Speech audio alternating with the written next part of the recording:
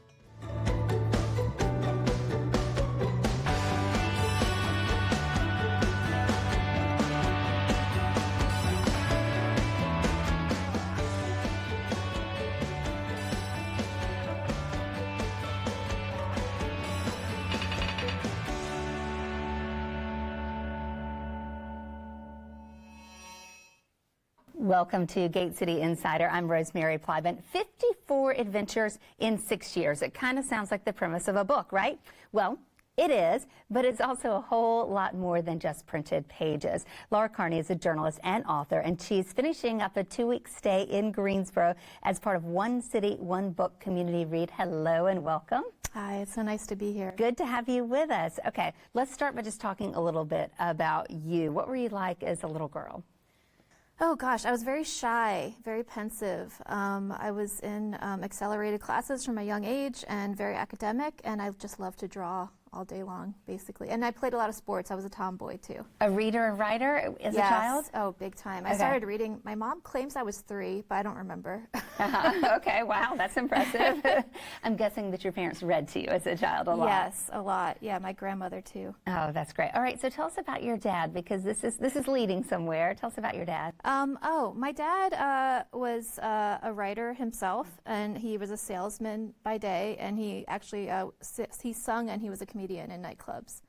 That's a lot. Yeah. What was that like, growing up with him, like doing all those things? He just was one of those people who sang more than he spoke and was always on, always entertaining everybody, always making jokes all the time. Yeah, very charismatic. I'm picturing him making up songs about you guys when, just the getting ready song or the breakfast song or something like that. There actually wasn't a lot of that because my parents divorced when I was 6. Okay. So I would see him twice a week. But it was always very undivided attention from him when we did see him. I love that. And you lost him when you were young, 25 years old. Yes. Tell us about that. What was that like? It's interesting you say that because since doing this project of finishing his bucket list for him and writing this book, I don't even think of it as having lost him anymore. But he did die when I was 25 in a car crash with a teenager who was using her phone and went through the next intersection where he was, which was it was devastating. It was, yeah. And you found, though, a little bit later, a few years later, a list that he had left, a bucket list.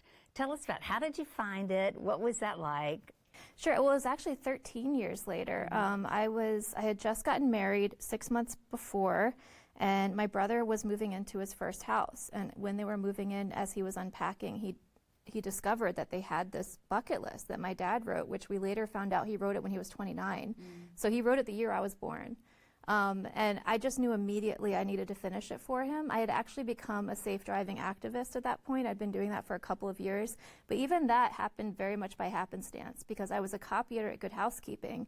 I managed to accomplish my dream of working at a magazine in New York, what I had moved there for the year that he died. Oh, wow. And I had sort of become blocked as a writer because there was one really important story I needed to tell. But I was too afraid to tell the story of the year that he died. So I became an activist, and as soon as we saw the list, I really think that part of the reason I knew immediately I needed to finish this list for him, to honor him, was because of the activism. Because I thought, well, maybe people will understand this was a full human being who had dreams just like anyone else does. And that's what happens when someone dies in one of these car crashes. Instead of just a line in the newspaper. Yeah, just a statistic, because I think we can start to look at people that way sometimes. Let's dive into the list a little bit. So the list, it was in a box? Was it in an envelope? Did it, was there any fanfare around it? Was it scribbled type? It was folded up, 3 folded up pieces of notebook paper, front and back. Yeah, little, and I actually have since learned that my dad kept that list in his wallet all the time. That's why it was folded, and it had survived the car crash. I was in the car with him. Oh, wow. Yeah. Okay. So what struck you first about the list? Oh, just how funny it was. Like, my dad didn't have very easily decipherable handwriting, so my brother and I really got a chuckle out of reading that. But it was, some of the items were so dramatic, like swim the width of a river, the way he would say it. I mean, he was a writer and he was very dramatic, but I actually ended up doing that out in Asheville. I swam across the French Broad. But as I went through the list, one thing that really struck me was how many of the items my brother and I had already done. I would say by coincidence, but I don't think anything is really by coincidence. Right, and yeah. I mean, we are our father's children. So, I had been to Paris. I had become a marathon runner. So I, run 10 miles straight seemed like an easy one for me to start with.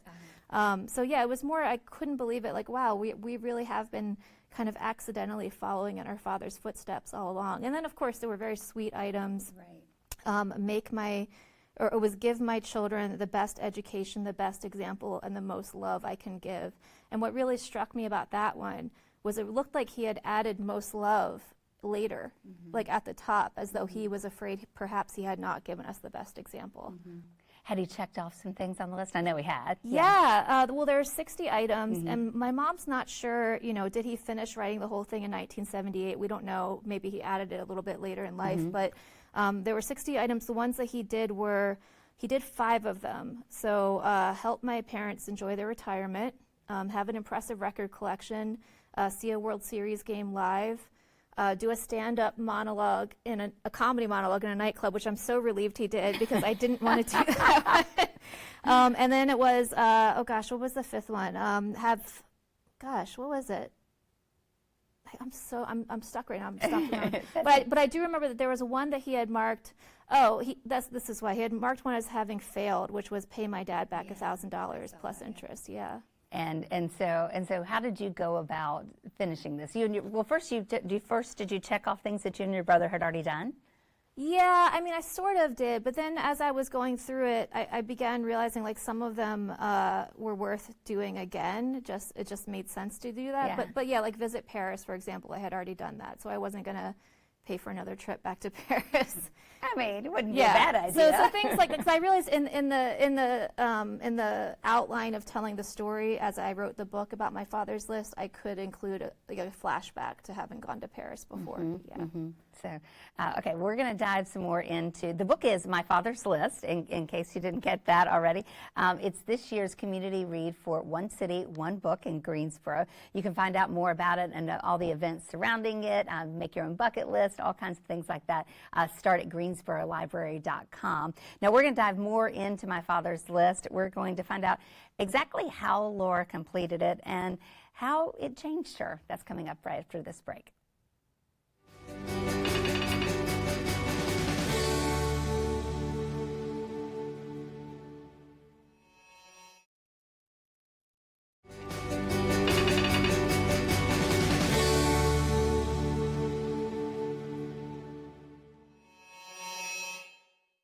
Welcome back to Gate City Insider. Our guest today is Laura Carney. She's author of My Father's List, selection for this year's One City, One Book. And when you first decided to finish this list, you made a plan, you're going to do it.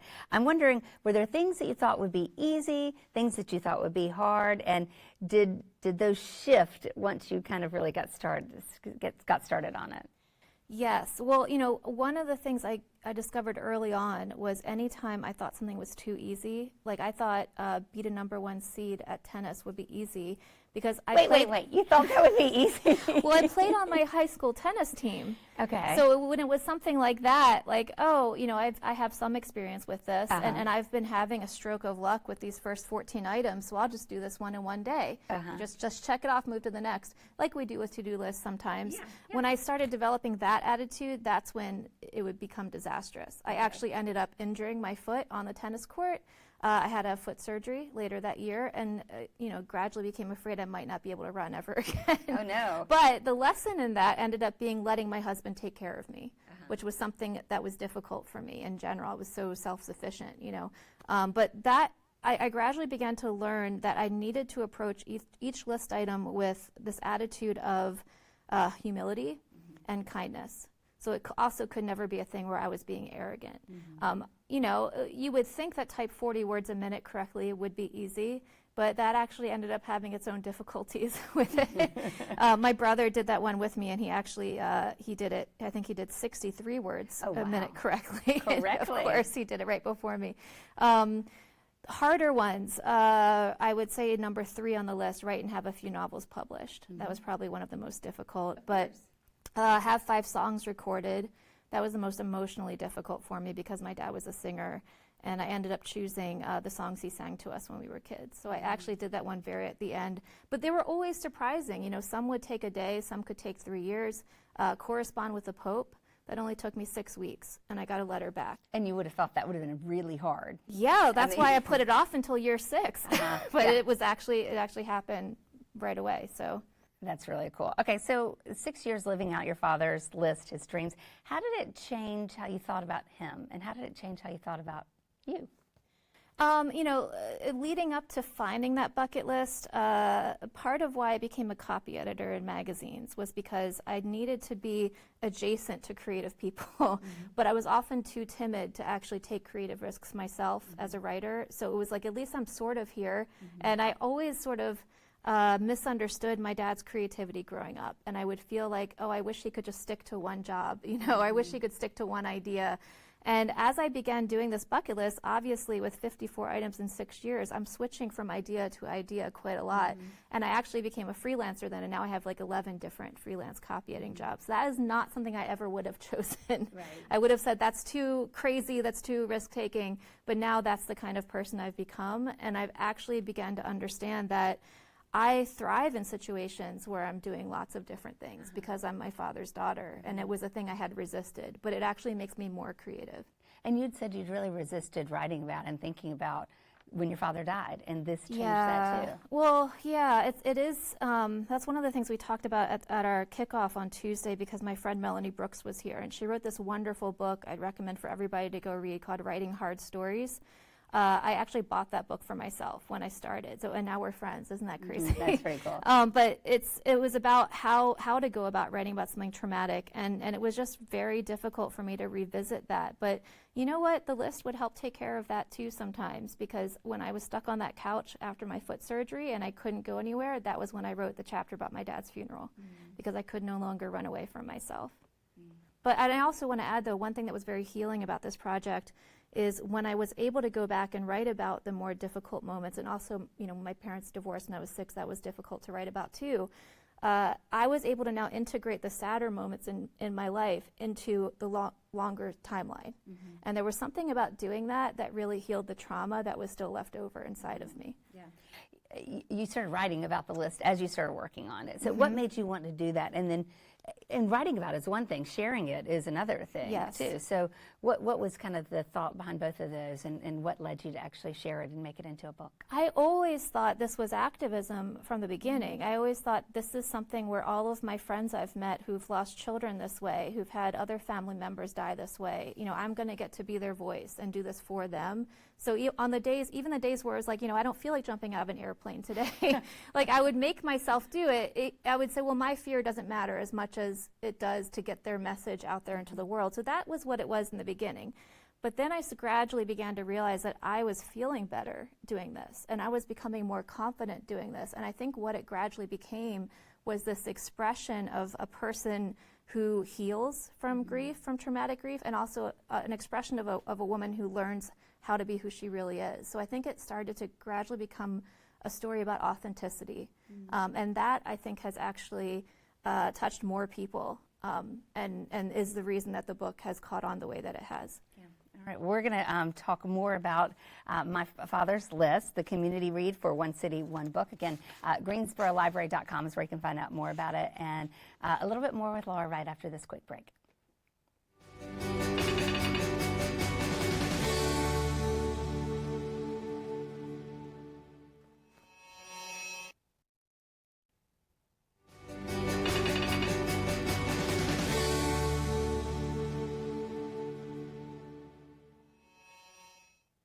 We're back on Gate City Insider with author Laura Carney.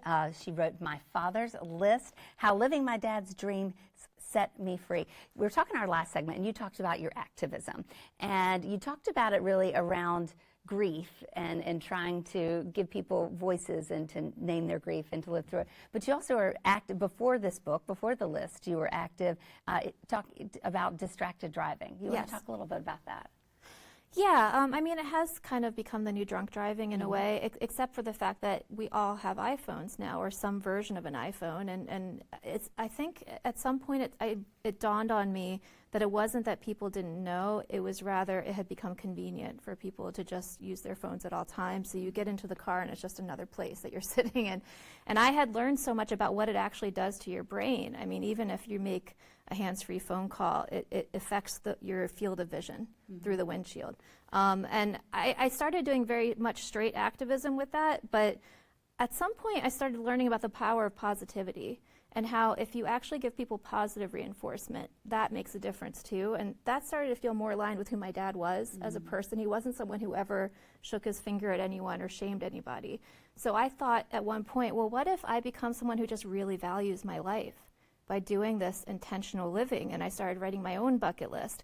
And now I actually teach bucket listing at Modern Prairie, which is the actress Melissa Gilbert's brand.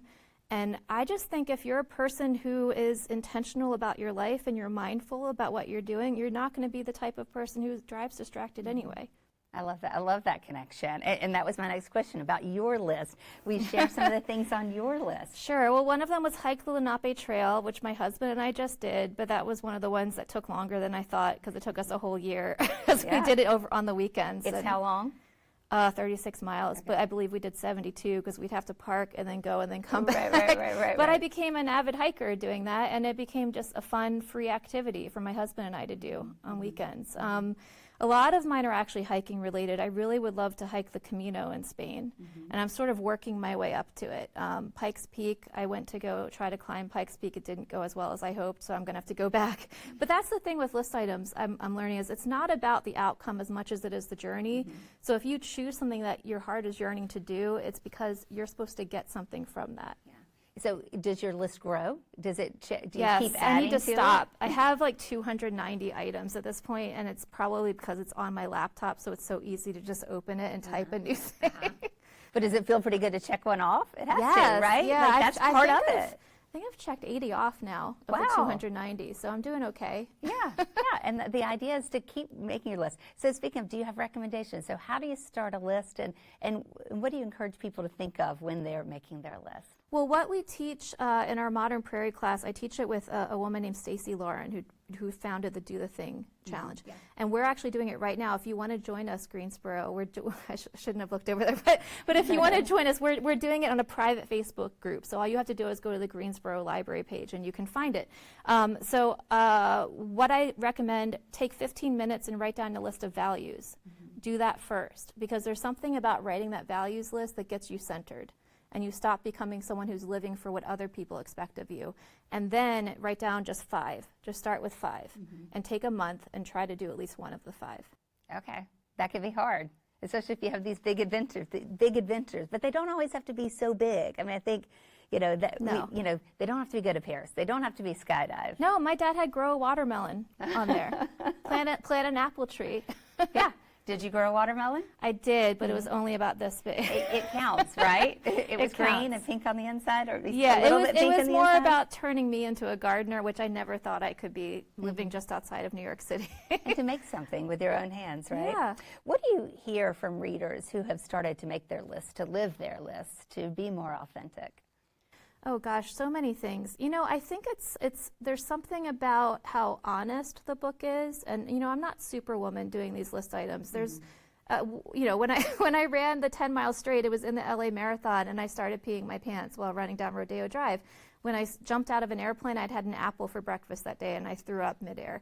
I made sure I included these ridiculous things that happened because I wanted to be clear, I'm just a regular person trying to do something extraordinary. And I think there's something about the energy of that when people read this book, it helps them to recognize, oh, if she can do this, I can do this too. And that doesn't just apply to bucket lists. It also applies to people who have an important story to tell, but they're too afraid to tell it. So I have a lot of people now who have asked me to help them publish a memoir or even self-publish. And my husband and I, he's a book designer, I'm a copy editor, so hey, if you have a story, we're happy to help you do it. You love to tell a story, right? Yeah. Oh yeah, I'm a journalist at heart, and that's telling other people's stories. Yeah, I know, yes. So what would your dad think of this? What would he think of the book, about you, first about you finishing the list, then writing a book, and then passing it on like you have? Oh gosh, you're going to make me cry. I think it's the thing that we just said. I think it's not only that I had faith in him, that he was leading me every step of the way doing this, because he was, but I've now become a person who emboldens other people. And I teach them that they can accomplish anything they set their mind to, because if you have a dream, the universe wants to see you get it done. I love it. I love it. Well, you can check out Laura's book from the library, of course, or buy it at one of our many wonderful locally owned bookstores. Find out more about My Father's List and the One City, One Book program by going to greensborolibrary.com. From all of us here at Greensboro Television Network, thank you for spending some time with us. Hope a great day.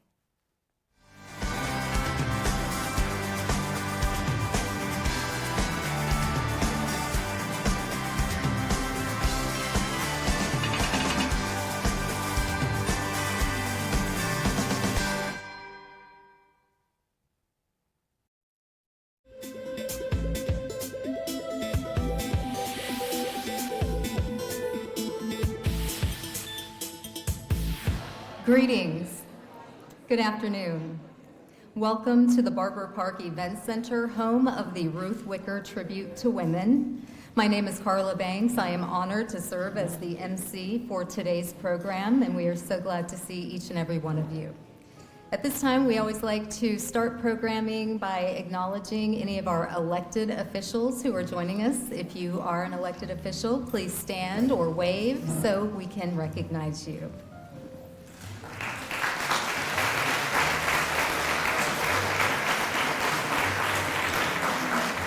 Thank you. Thank you for taking time out of your busy schedules to be here today. As I look around the room, I am surrounded and certainly in awe to be surrounded by such impressive women. Just take a moment, look around the room, and just take this all in. You are ambitious, you are brilliant, you are confident, unapologetically authentic, and accomplished. And from where I'm standing, your sense of style, definitely on point. Give yourselves a round of applause.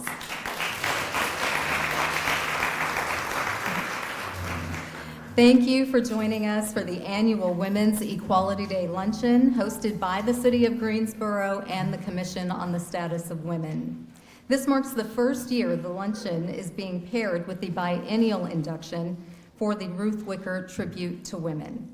Today's honorees will join the 46 individuals and 4 organizations previously etched in the permanent tribute exhibit, which has celebrated local women and their achievements and community contributions for the past 6 years.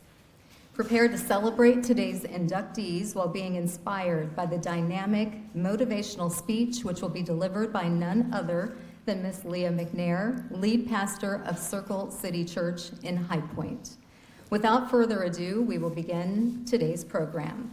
Please welcome Pam McAdoo Rogers, Chair of the Commission on the Status of Women. She is also a Tribute to Women inductee from the inaugural class of 2019. Pam will deliver an outline of the work and the purpose of the Commission.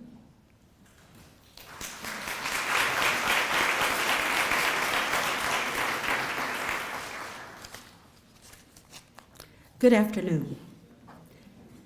As chair of the Commission on the Status of Women, It is my honor to welcome you to our Women's Equality Day luncheon featuring the Ruth Wicker Tribute to Women induction. This occasion brings together community leaders, advocates, and supporters to celebrate the progress of women, to honor those who have led with vision, and to recommit ourselves to the work still ahead. Today, we reflect on the 19th Amendment and the long struggle for women's suffrage, which reminds us that equality is never simply given, it is secured through persistence, courage, and sacrifice. Women's Equality Day is not only a celebration of history, but also a call to action, a reminder that the journey toward full equality in pay, opportunity, representation, and safety continues. We are especially proud to induct this year's honorees into the Ruth Wicker Tribute to Women. Ruth Wicker's life and service embody the values, leadership, compassion, and resilience. Through this tribute, we not only honor extraordinary women who make a difference in our community, but we also inspire the next generation to step forward and lead with purpose. The Greensboro Commission on the Status of Women carries that same spirit forward and dedicated to identifying the needs of women and girls in our city and working to improve their quality of life. Some of our key initiatives include research and advocacy. The Commission published the 2022 Women of Greensboro Report, which surveyed local women and identified key challenges in areas like healthcare, mental health, money, and safety. Educational programs, hosting forums such as our leadership services series, workshops, community engagement, creating platforms for women and girls to have a voice in decision-making, including listening sessions, and celebration and recognition, sponsoring events like today's luncheon to uplift and honor women who have meaningful contributions to Greensboro's progress. As we celebrate Women's Equality Day and honor the remarkable 2025 Ruth Wicker Tribute to Women inductees, let us carry forward the Commission's mission to break down barriers, to advocate for equality, equity, and to build a Greensboro where every woman and girl can reach her full potential. Let's get to work.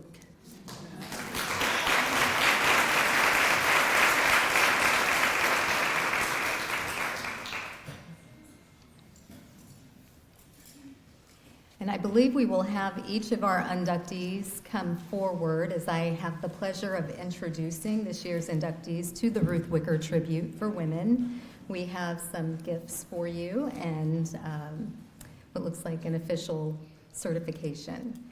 The nominations, for those of you who aren't familiar with the process, were submitted by the public, and these women were selected for their outstanding contributions to the greater Greensboro community. I will call you up one at a time. Starlina Green.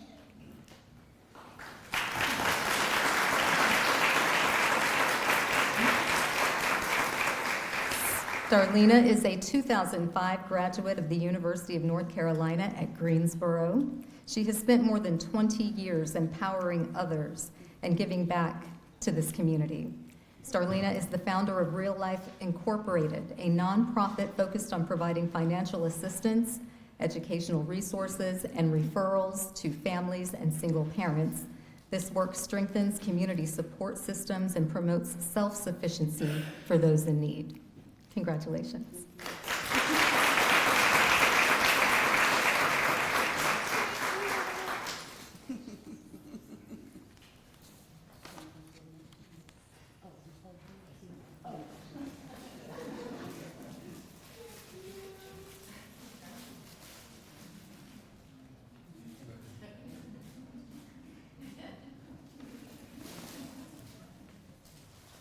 Let's give her another round of applause.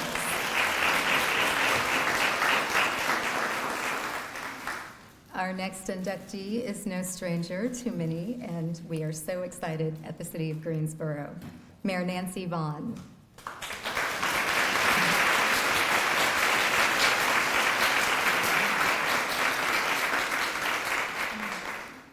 Mayor Vaughn has served as Greensboro mayor since 2013. She previously wore the hats of Mayor Pro Tem and City Council member dating back to 1997. Her leadership extends to board memberships for a host of community organizations. Mayor Vaughn has been a staunch champion for economic development, resulting in the expansion of diversified job sectors with impressive salaries. Congratulations.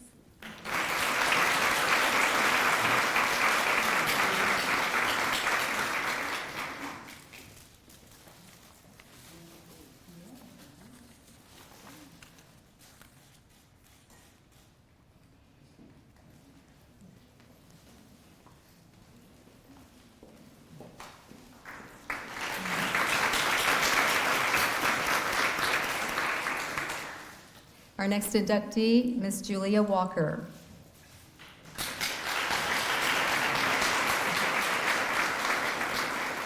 Julia is a senior partner at Susan Hunt Law, where she provides estate planning services. She is recognized for developing and sharing community resources, including a YouTube series to increase public understanding of estate planning. Julia is a mentor and active participant with Campus Greensboro and Synergy. These organizations are dedicated to the development of young professionals. Congratulations.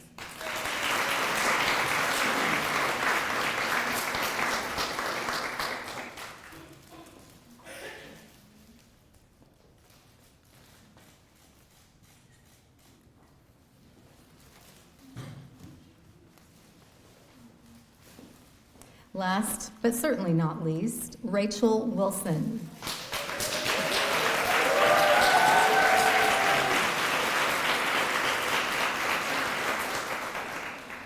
Rachel is a recording artist, motivational speaker, and life coach.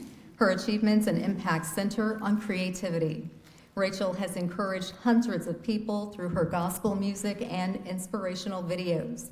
Girl Talk International is the faith-based nonprofit she established in 2009 to empower and inspire women.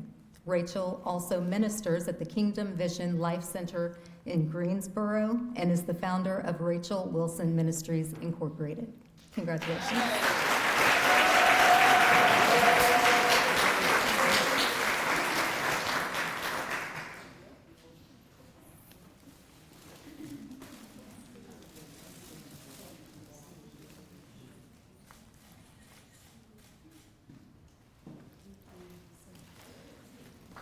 Congratulations.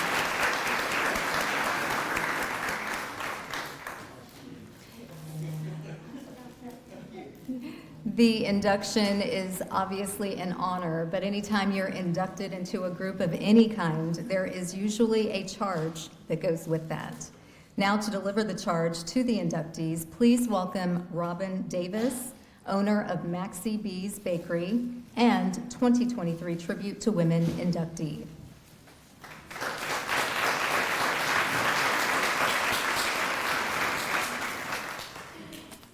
Good afternoon, everyone. Starlina Green, Mayor Nancy Vaughn, Julia Walker, Rachel Wilson. Today you join a powerful legacy.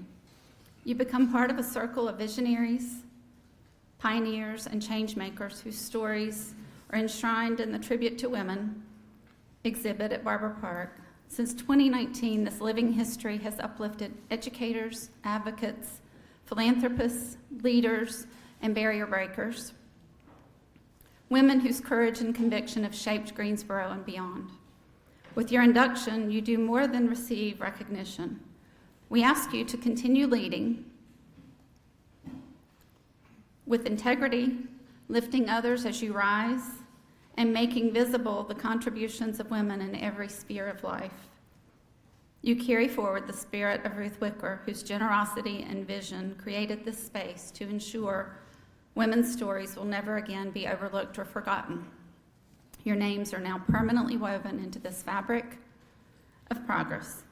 The charge before you is to honor this recognition by remaining bold in action, unwavering in service, and steadfast in opening doors for future generations. May your example remind every woman and girl who visits this exhibit that her voice matters, her presence matters, and her contributions matter. Inductees, we celebrate you, we honor you, and we charge you to keep blazing trails so that the story of women in Greensboro and in our world continues to grow brighter, stronger, and more inclusive for years to come. Thank you.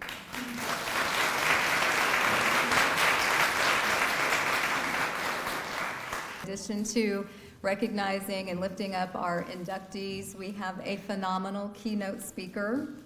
I had the distinct pleasure of meeting today's keynote in her element just a few short months ago when I visited her church on Friends and Family Day. In addition to being the lead pastor of Circle City Church in High Point, Leah McNair is an entrepreneur, public speaker, and author.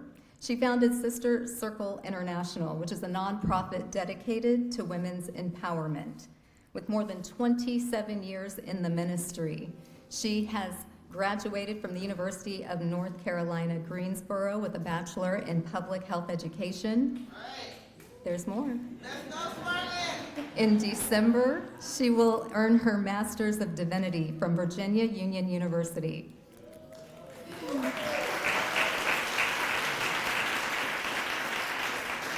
In addition to that, this year, she has been part of the Leadership Greensboro class, and she is the author of 5 books, one of which is entitled 21 Days of Powerful Prayers for Women. And this actually set the foundation for the Sister Circle International, which she established in 2020. It is worth noting that the organization started with merely 40 women. Today, they are more than 10,000 women strong across the entire United States. Please put your hands together and prepare to be moved by the powerful voice and motivational message. Give a warm City of Greensboro welcome to Miss Leah McNair.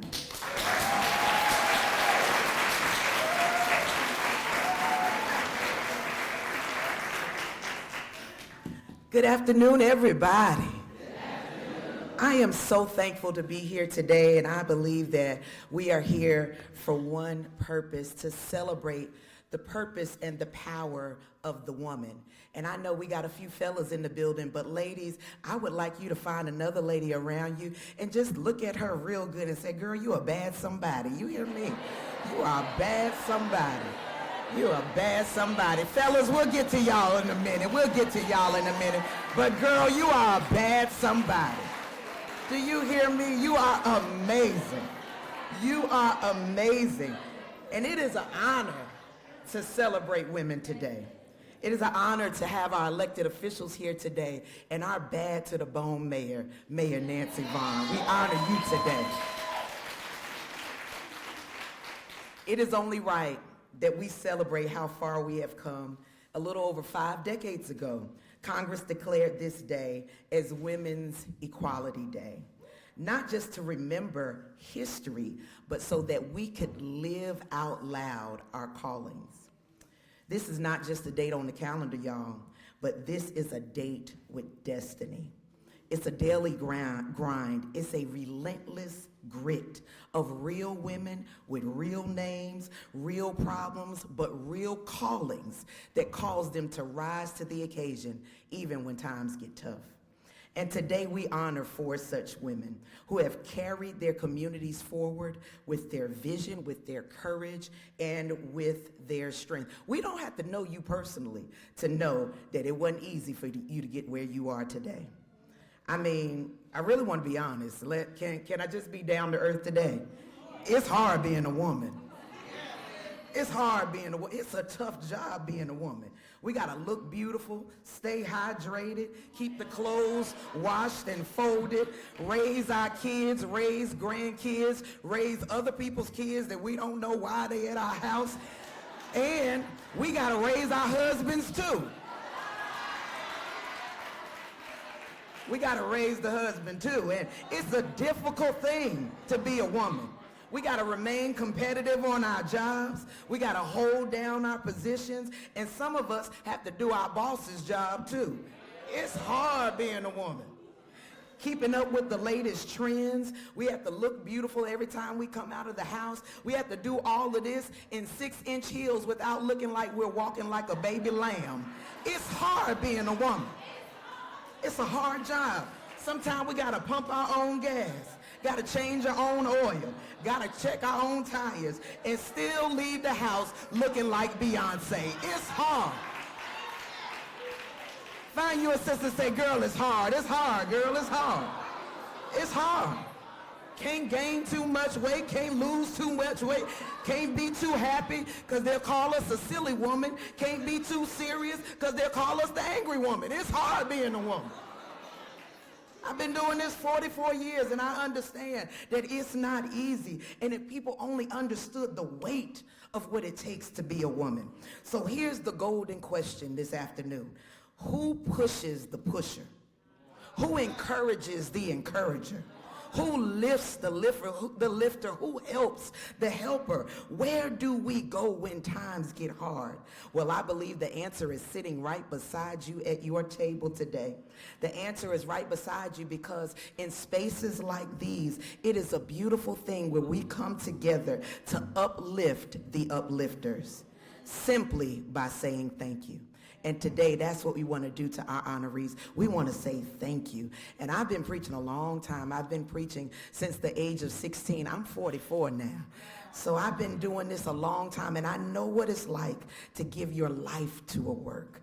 I know what it's like to give everything to what you do and who you do it for. And when I think of these women, I can't help as a preacher but to think about Mary, the mother of our Savior Jesus. I can't help to think about her because Luke chapter 1, verse 28 talks about a conversation that Mary had with an angel when the world was hopeless. The world was lifeless. The world was broken, defeated, and in distress. And here comes Mary. Mary, she was a marginalized woman. She was a woman, really, if we be honest, from the ghetto.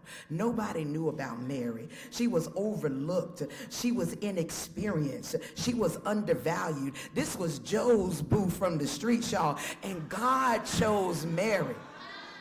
He chose her with no notoriety, no fame, no name, no wealth. She was just an average girl with extensions in her hair, bamboo earrings. Okay, I'm in the right room. But God still chose Mary. And he had a conversation with her in verse 28 of chapter 1 in Luke. And he said, rejoice, highly favored one. The Lord is with you. Blessed are you among women. He chose Mary. That's a bad woman. And just when she said to him, how can this be? How can I have a baby? Even at my young age and my inexperienced state, how can this be? The angel drops this line on her, and I want to give it especially to our inductees today and to everyone in the room. Verse 37, check it when you get home. It says, for with God, nothing shall be impossible. Oh my God, that's an amazing line. It's a short statement, but it's packed with power and hope. It's packed with a resilience that lets you know that no matter what you're going through, nothing is impossible. Isn't it amazing that Mary carried the solution to the entire world's troubles? I believe that you are Mary, my sisters. You are Mary. Could it be that you are the solution to the mental health crisis? Could it be that you are the solution to the educational inequity in our world? Could it be that you are the solution to poverty? I want you to say it and say it with your chest. Say, I am the solution. I'm the solution to voter suppression, to the digital divide, to the food deserts in my community. I am the solution. And I looked at these amazing women that are before us today, and I couldn't help, but when I thought about Mary, I had to think about Julia. Because Julia, yes, ma'am, you are not just planting the state, sister. You preserve legacies. You protect people's peace of mind. And we thank you today. Would y'all say thank you to Julia real quick? Yeah, then I had to think about our mayor this afternoon, my fellow Jersey sister, 12 years as our fearless mayor. But your work is so impressive. But the thing that impresses me most about you is not just your work, but how you pause for a moment to take care and raise your beautiful daughter, Catherine. That's where the real impressive work goes. Would y'all tell our mayor thank you for the work? That's what real womanhood is all about. It's all about knowing what matters in the moment. And Dr. Rachel, my fellow Spartan sister, who ministered to women when they are in a dark place, you are a trailblazer, girl. You are of the 4.4% of black women who have earned doctoral degrees. You are a bad girl. You're a bad girl. You're a bad girl. And when women found themselves with dreams that were drained because of life, I believe that your vision, your songs, your counsel, your coaching, your ministry, your life, pick them up from a dark place and remind them that they can do anything. You are a bad girl. And we thank you. Would you tell Dr. Rachel thank you? Then I thought about Starlene. Oh my God, you are amazing. And the message in your book, when you told women that they will smile again, when I read that, it came from a deep place within you. And I can only imagine the valleys, the hills, and the rough terrain that you had to push your way through to tell somebody else you can smile again. I can only imagine how you've had to live your life in order to tell us that we need to vibrate a little bit higher. I can only imagine, my sister, what it took for you to be that example, to be what you needed growing up. I am so thankful that I can look at you and see how to raise my twin sons, Judah and Jordan, while you're raising your son, Pierre. But what I love most about you is that you are the shining reflection of your beautiful 96-year-old grandmother, Helen. Girl, you a bad somebody. Would y'all tell her thank you, thank you, thank you? Y'all are some amazing women. And I thought about it. I thought about all the work that you have put in to do what you do. And I'm working on my divinity degree. And I was talking to one of my professors, and she is a scholar professor. Her name is Dr. Patricia Gouldchamp. And she shared something with me that I want to share with you as I close. She was talking about all of the things that she's done in her life. This woman is in her 80s, but in her lifetime, she made history in the area of theology. She founded churches. She led social justice movements. She blazed trails as she went along. She wouldn't let anything stop her. She wouldn't let the fact that she was a woman stop her from doing what was in her heart to do. And in a moment where I had time to just sit still and talk to her for a minute, I had one question for her, and that question was simple. How did you do it? How did you affect so much change in the world today? And her answer is simple, and it's the answer I'm going to give to you before I take my seat. She said, Leah, here's how I did it. Before I tried to change the world, I changed my zip code. And can I tell you this morning, this afternoon,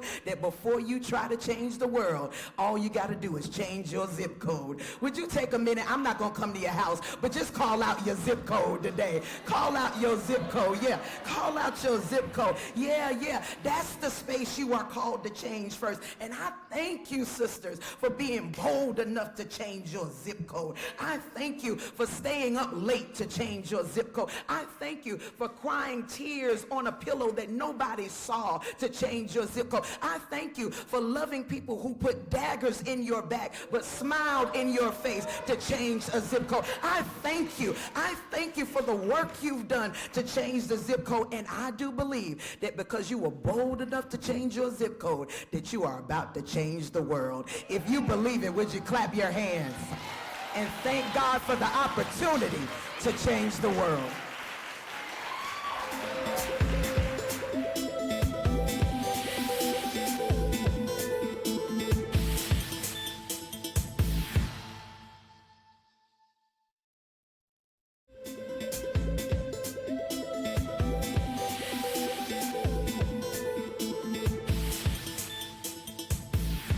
Good morning. Morning.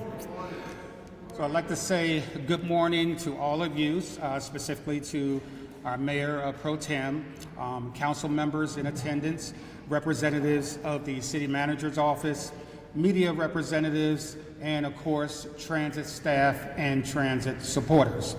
My name is Kevin Elwood. I'm the Marketing and Communications Specialist with Greensboro Transit Agency, the City of Greensboro. Well, today is an important day. Some recognize it as Columbus Day.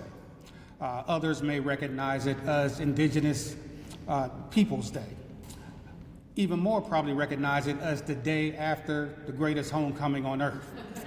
So, but even more probably to me, I think, and many of you here, it is just another day to recognize the importance of public transportation here in Greensboro. Public transportation has existed in Greensboro since the late 1800s. Back then, for mere pennies, you had the opportunity to travel wherever you needed to go. You could go to the Five and Dime, making public transit a commerce driver. You could take public transit to your place of work, making public transit an economic driver. You could take public transit to the apothecary or to the school, making public transit a quality of life driver. Regardless of if you are talking about the horse-drawn cable car or the downtown electric trolleys or today's CrossMax Purple one-seat ride, public transit isn't just about what drives you literally, it's what drives your life. The City of Greensboro has long placed the emphasis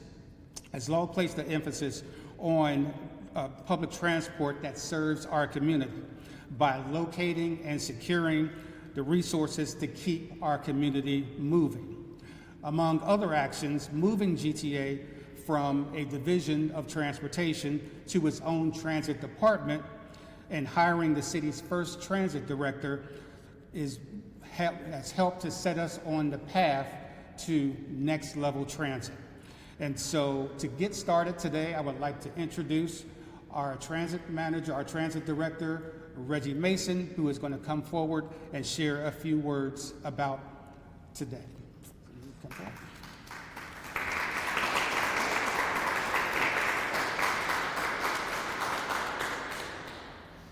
Good morning. I'm going to say that again. Good morning. This is a really, really good morning.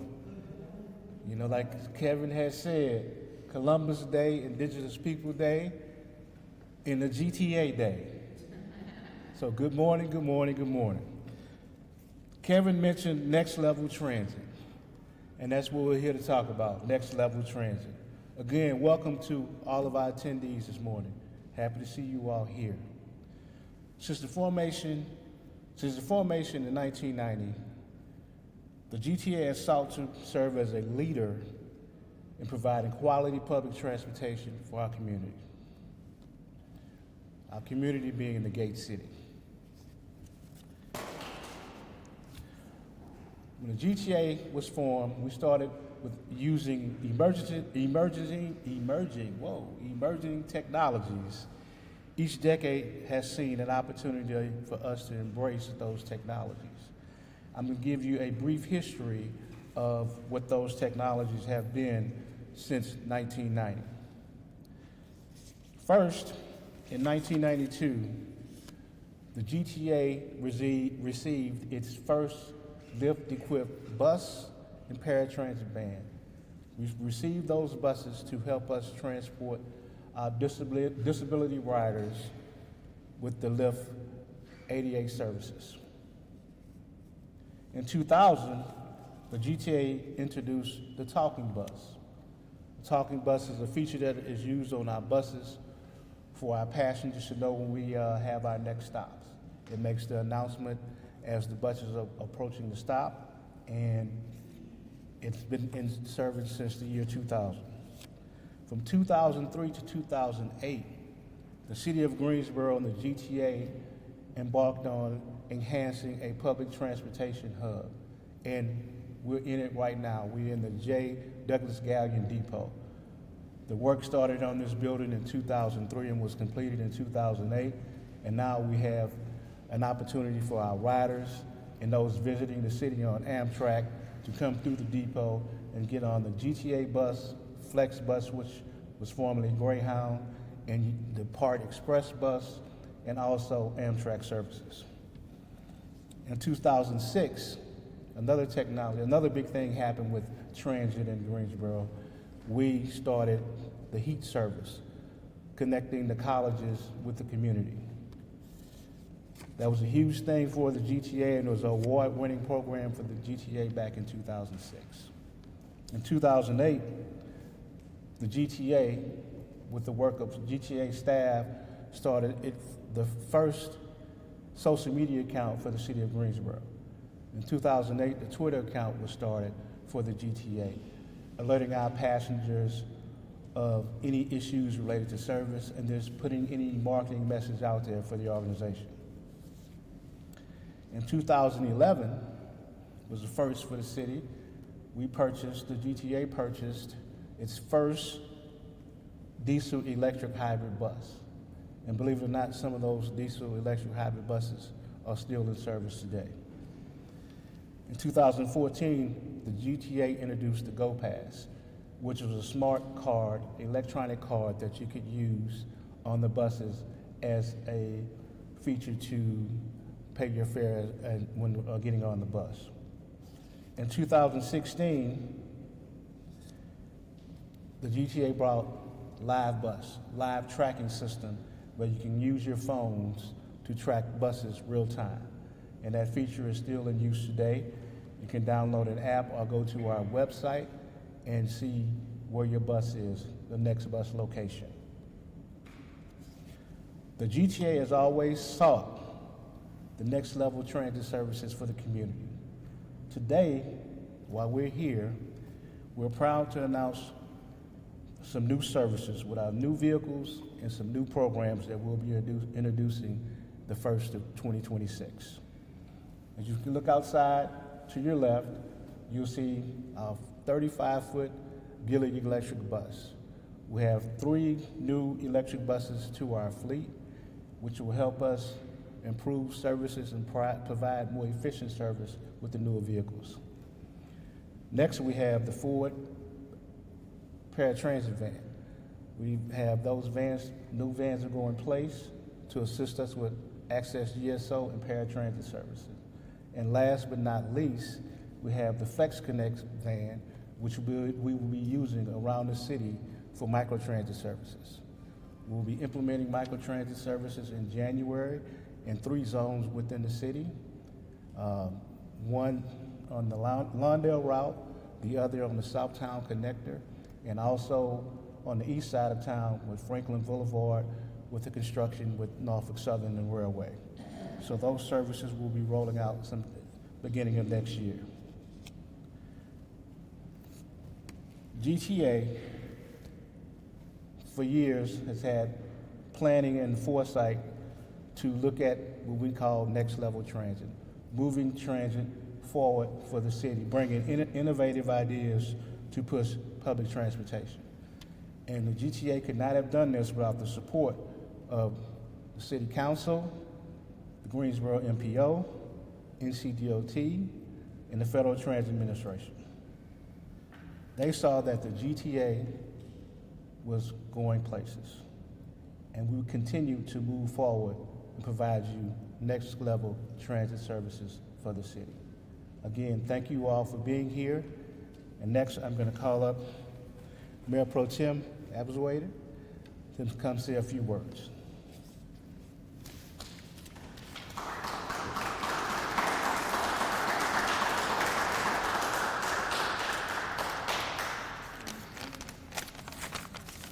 Yeah, it's okay.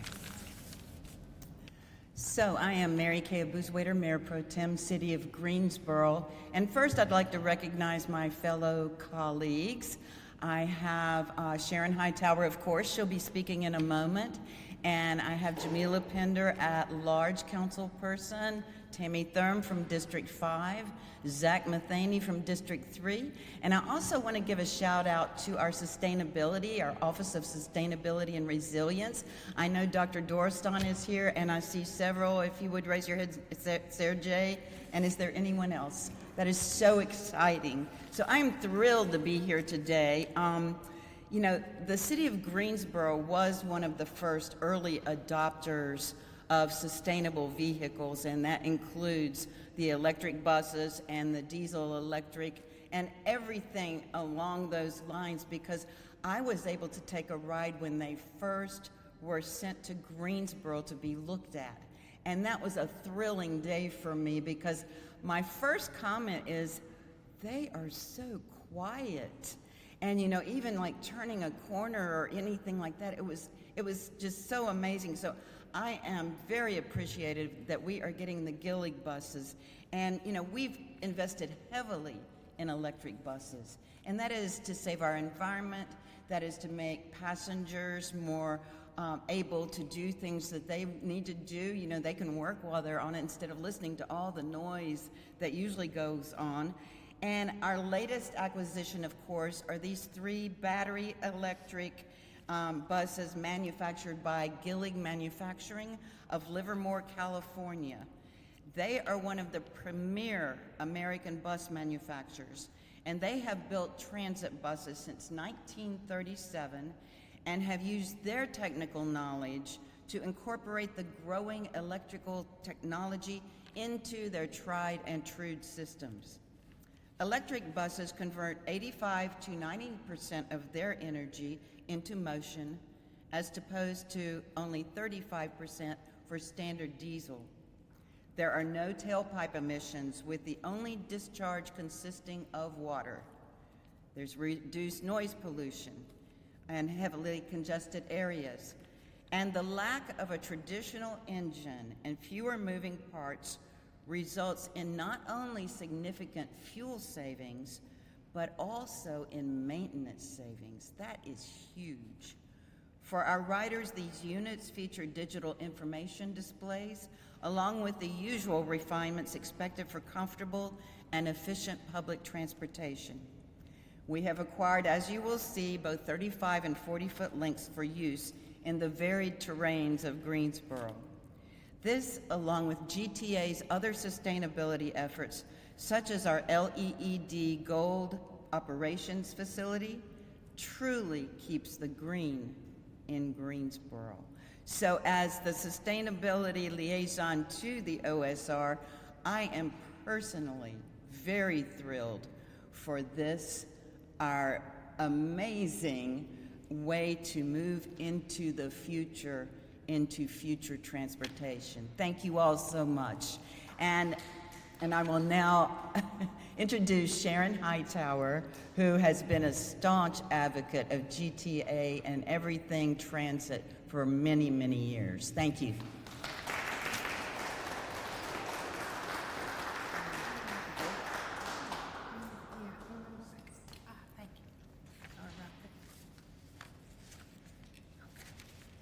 So good morning. Good morning. I am Sharon Hightower, Councilwoman, District 1, for the City of Greensboro, of course. I also serve as the liaison to the Transit Department and the Greensboro Transportation Advisory Commission. I'm also serving on the Planning Board part as well. So transportation is something that is in my heart and very important to me. GTA has now acquired an exciting new style of paratransit vehicle for our riding public. Our traditional paratransit vans consisted of cutaways built on truck chassis, which resulted in a heavier vehicle and maintenance challenges. But our new vehicles are the Ford Transit models, one of the most popular vans used today. This lighter weight makes them more nimble, more maneuverable, and just like a van. They are gas-powered and offer better fuel mileage along with lower maintenance costs. Because of this body style, a commercial driver's license, CDL, is not required to operate.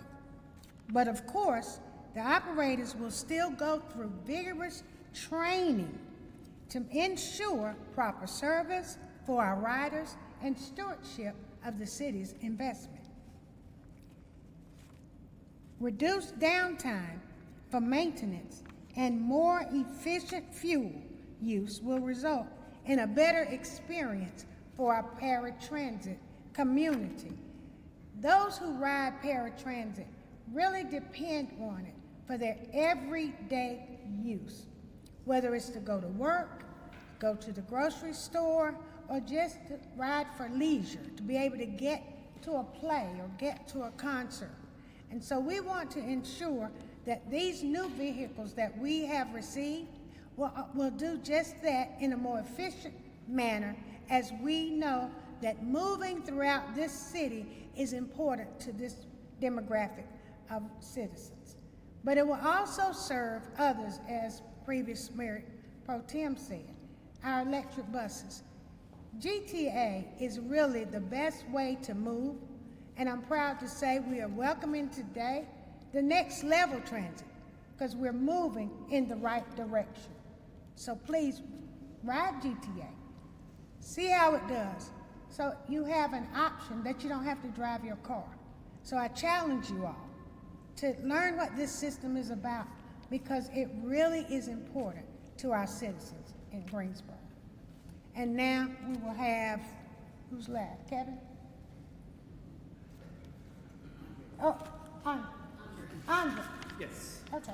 So thank you, Councilwoman Hightower. Next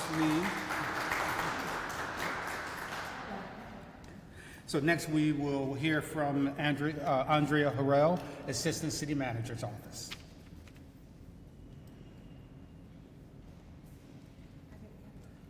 That's all right. Thank you. Again, I'm Andrea Harrell. I'm here from the City Manager's Office with the City of Greensboro. GTA, and I'm here to speak on their behalf and to really praise the work that they've done up to this point, is proud to launch Flex Connect, Greensboro's first microtransit service. Similar to Uber or Lyft, this microtransit pilot program is an on-demand service making trips when requested through an app or a phone call. Microtransit provides increased service area coverage due to its flexible service boundaries and more maneuverable vehicles. First, last-mile connectivity is maximized, reducing the pain points of travel between riders' home and work and the bus stop. It can, in some instances, provide door-to-door service, which is really exciting. It is most useful for citizens who don't have regular schedules, compatible with standard fixed route bus schedules. It offers more predictability and comfort as they access employment, education, entertainment, and whatever life brings them. And again, the lighter, more nimble transit vans sourced for this initiative do not require a CDL. Riders will be able to arrange their rides on their mobile device, a web browser, or call into a live operator. Flex Connect Microtransit is destined to become yet another successful mark on the storied history of Greensboro Transit. Thank you all for being here as we make these exciting announcements, and we really appreciate your support. Mr. Owen?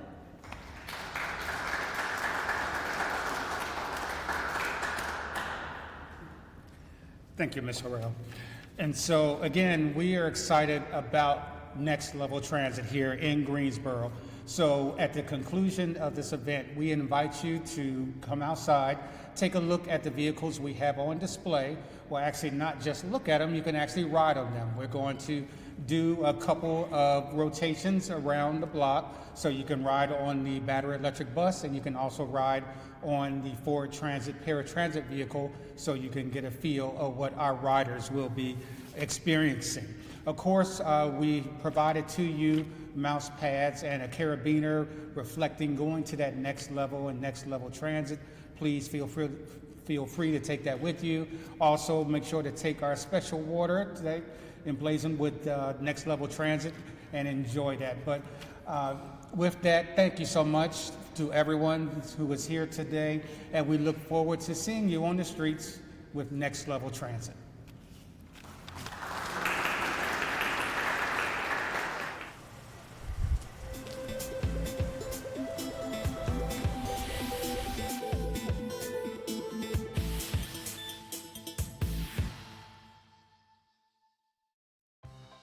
Congratulations to the 2025 Employee Innovation Award winners. This year's Impact Award winner is Bo Bradley with the Vance Chavis Summer Block Party. One of my responsibilities in my position is the adult programming piece of this branch. We really wanted to define our community pretty succinctly. So we want to do this big block party. How do we fill this out? Well, let's bring back in all of those community partners and let's let that be sort of the meat of the offering. We have a number of partners. We work very closely with Cone Health, SPCA of the Triad. We did a lot of internal city partners. Our goal was to turn this into a consistent community event that would be looked forward to every year.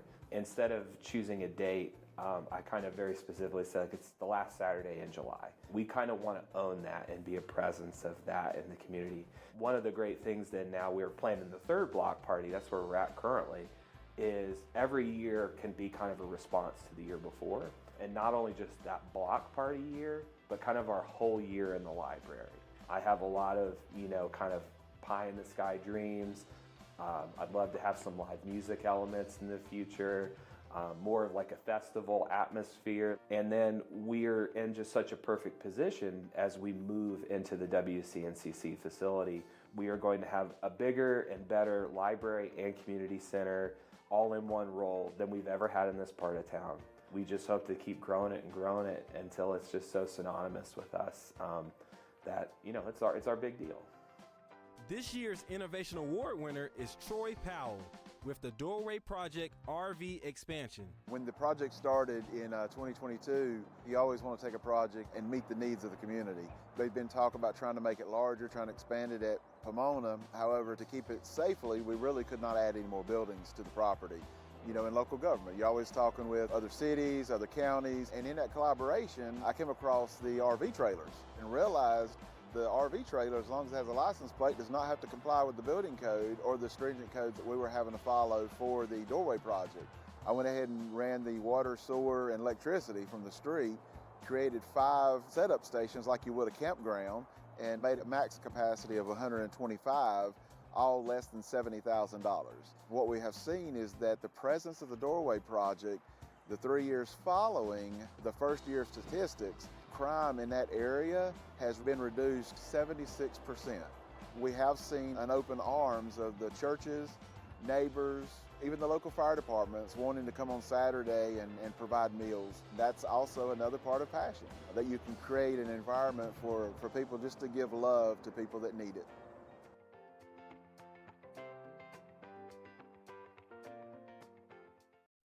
Right now on Try Today, we have a return visitor to the show to talk about some projects and things that she's working on. Our good friend Joyce Rice, business services consultant, among other things. She wears many hats for Guilford Works and does such important work. Good to see you back. Good to see you as well. Thank you. Let's just remind people what Guilford Works is all about, what your mission is, that kind of thing, very quickly, just to set the stage for people maybe haven't seen the show before. Absolutely. So Guilford Works is also known as the Guilford County Workforce Development Board. We are one of 20 workforce boards in the state, and our work is to connect career seekers, job seekers, those who are underserved, dislocated, veterans, or disabled, to connect them to available career opportunities. Now, I think you emailed me one day about there's some healthcare projects that Guilford Works is implementing. What's that all about? Right, so we have a number of great initiatives that we are excited about in the pipeline. We are growing our Gear Up adult specialized apprenticeship program with healthcare tracks in the pipeline in nursing, administration, certified medical assisting, as well as looking at some pre-apprenticeship opportunities in dental assisting. Yeah. We are also really excited to bring back some amazing initiatives that we started last year, which will be our 5th annual Healthcare Workforce Summit. We're looking forward to that in the fall. You may recall that conversation from last year. That's right. As well as a one-day career readiness boot camp for our youth and young adult populations, followed by our customized healthcare career pathways job fair. So there's a lot of work that needs to be done, and I'm very proud to lead these initiatives as a strategic partnerships and programs manager. What are some of the advantages to employers to partner up with Guilford Works on some of these things you're doing? What are the advantages to an employer? Absolutely. So Guilford Works is an amazing partnership organization for employers. There are a myriad of things that we support employers with, such as recruitment, training subsidies and opportunities, apprenticeships, connection to workforce data. If you're ever questioning whether or not, your pay scales or your wages are in alignment with what is trending, we provide workforce and labor market data, even tax credit incentives to work with our veteran populations, because we want to take care of our veterans, and there are certainly opportunities to do that. Well, you mentioned something about, we were talking about healthcare a minute ago, but other than that, there are companies certainly that are hiring that you're talking about things being in the pipeline. What occupations are people looking for other than the healthcare stuff? Absolutely. So let me just first and foremost tell you, there will never be an other than healthcare stuff. Yeah. Because they're always going to be in demand. In terms of clinical, I think what you're referring to. So the clinical roles are critical, especially in this region. But in addition to things like certified medical assisting and nursing, there is medical billing and coding through Bethany Medical. Triad Adult Pediatric is looking for patient care specialists. Cone has just graduated a large group of medical assistants, and Whitestone looks for Whitestone, which is the senior facility there in Greensboro. Okay. They're also looking for things like hospitality, maintenance, groundskeeping. So healthcare offers an array of different opportunities in addition to clinical, but we're always at the helm of those critical clinical needs. Always need nurses and folks like that. Absolutely. How do you keep up, maybe it's kind of personal and a professional question, how do you keep up with growth and demand in the healthcare industry when you're advising people? How do you keep up with all that? Well, it's really two-part. So the wonderful thing about how our workforce board is positioned is we have access to labor market data.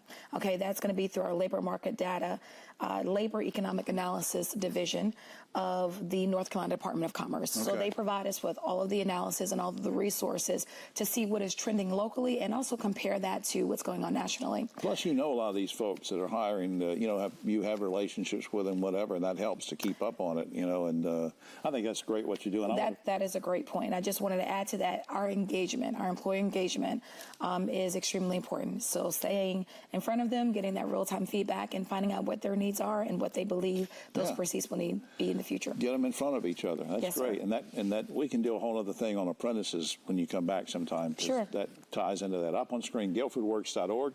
Guilfordworks.org is the general website. Joyce, thanks for everything you're doing to help people. Appreciate it. Yes, it's been a pleasure. All right.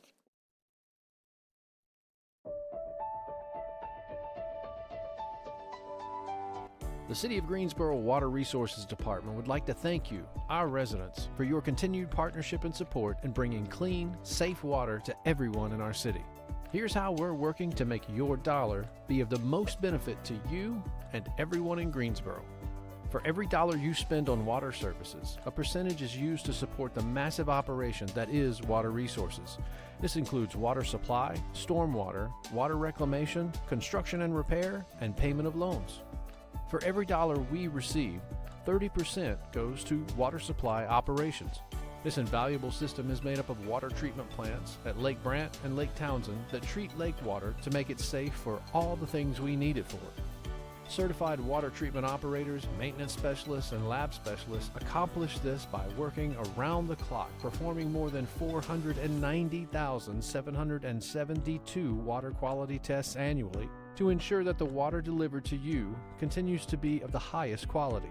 This system also includes 1,500 or more miles of new and existing water pipe and pumping stations to deliver the treated water to every home, school, and business in our city.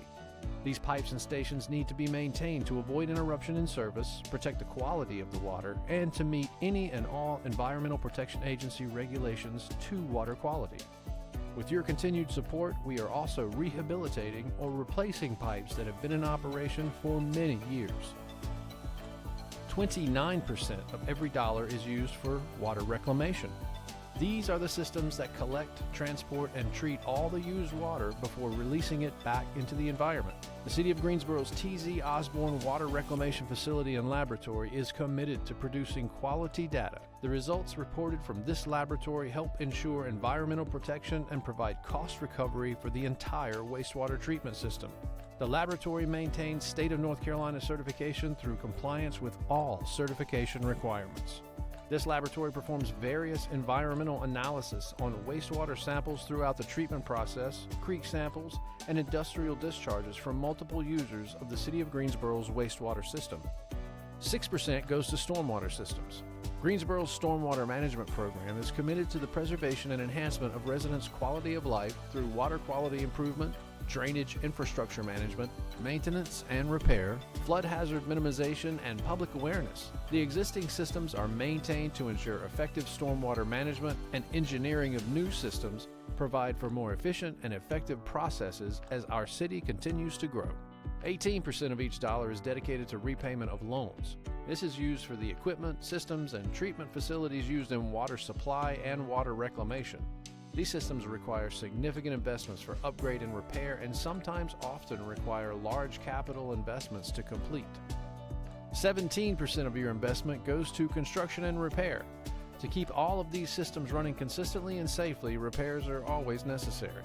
Additionally, as our city grows, these systems must expand, which means new construction is also needed, not only to increase the size of the system, but to upgrade their operations, making them more efficient, safe, and effective. New construction will also be needed to take advantage of new technology that will be paramount to improving our system. Managing our water resources is such a vital and important need for everyone in our city. While we at the Water Resources dedicate our work to our water system, we're also customers and users of this vital resource. We know how important your contribution is to this partnership. And with your continued support, we are working hard to maintain, improve, and expand our water resources system in ways that will provide safe and reliable services to you and your families, to our neighboring cities, and to our environment for generations to come.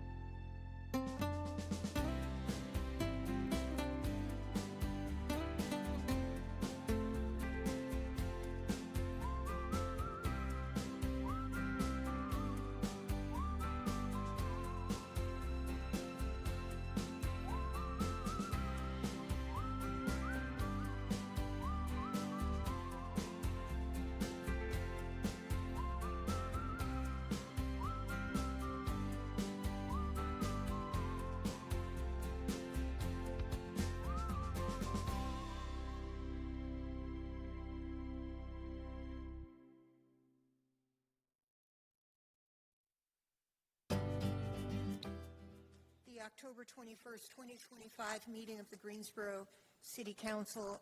I do need a motion to come back into open session. So Second. Moved by Mr. Matheny, seconded by Mayor Pro Tem. All in favor, say aye. Aye. Opposed? That passes unanimously. Let the record reflect that all members are in attendance. Mr. Holston is on his way in. We will begin tonight's meeting with a moment of silence. It would be good if we could keep the family of Dot Kearns in our thoughts. Mrs. Kearns passed away, I believe, yesterday at the age of 94. She had a very, very long public service career, and she was an educator and won lots of statewide awards and really made a huge impact on Greensboro and High Point. So if we'd keep her family in our thoughts. Thank you.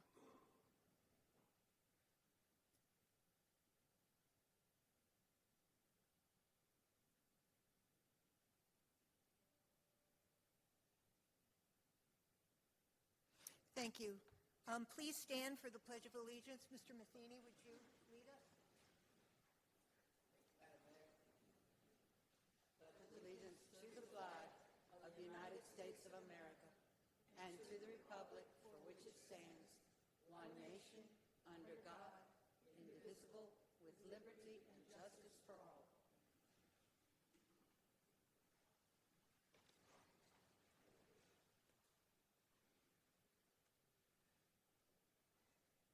Please silence any and all electronic devices. If you must make or receive a phone call, kindly do so from outside the council chamber. The City of Greensboro strongly encourages resident input at our meetings. It is the goal of the City Council that the Katie Dorset Council Chamber is a welcoming space for all community members. In order to speak at tonight's meeting, individuals must sign up to speak by 6 p.m. If you signed up to speak online, you must let the courier know that you are in attendance.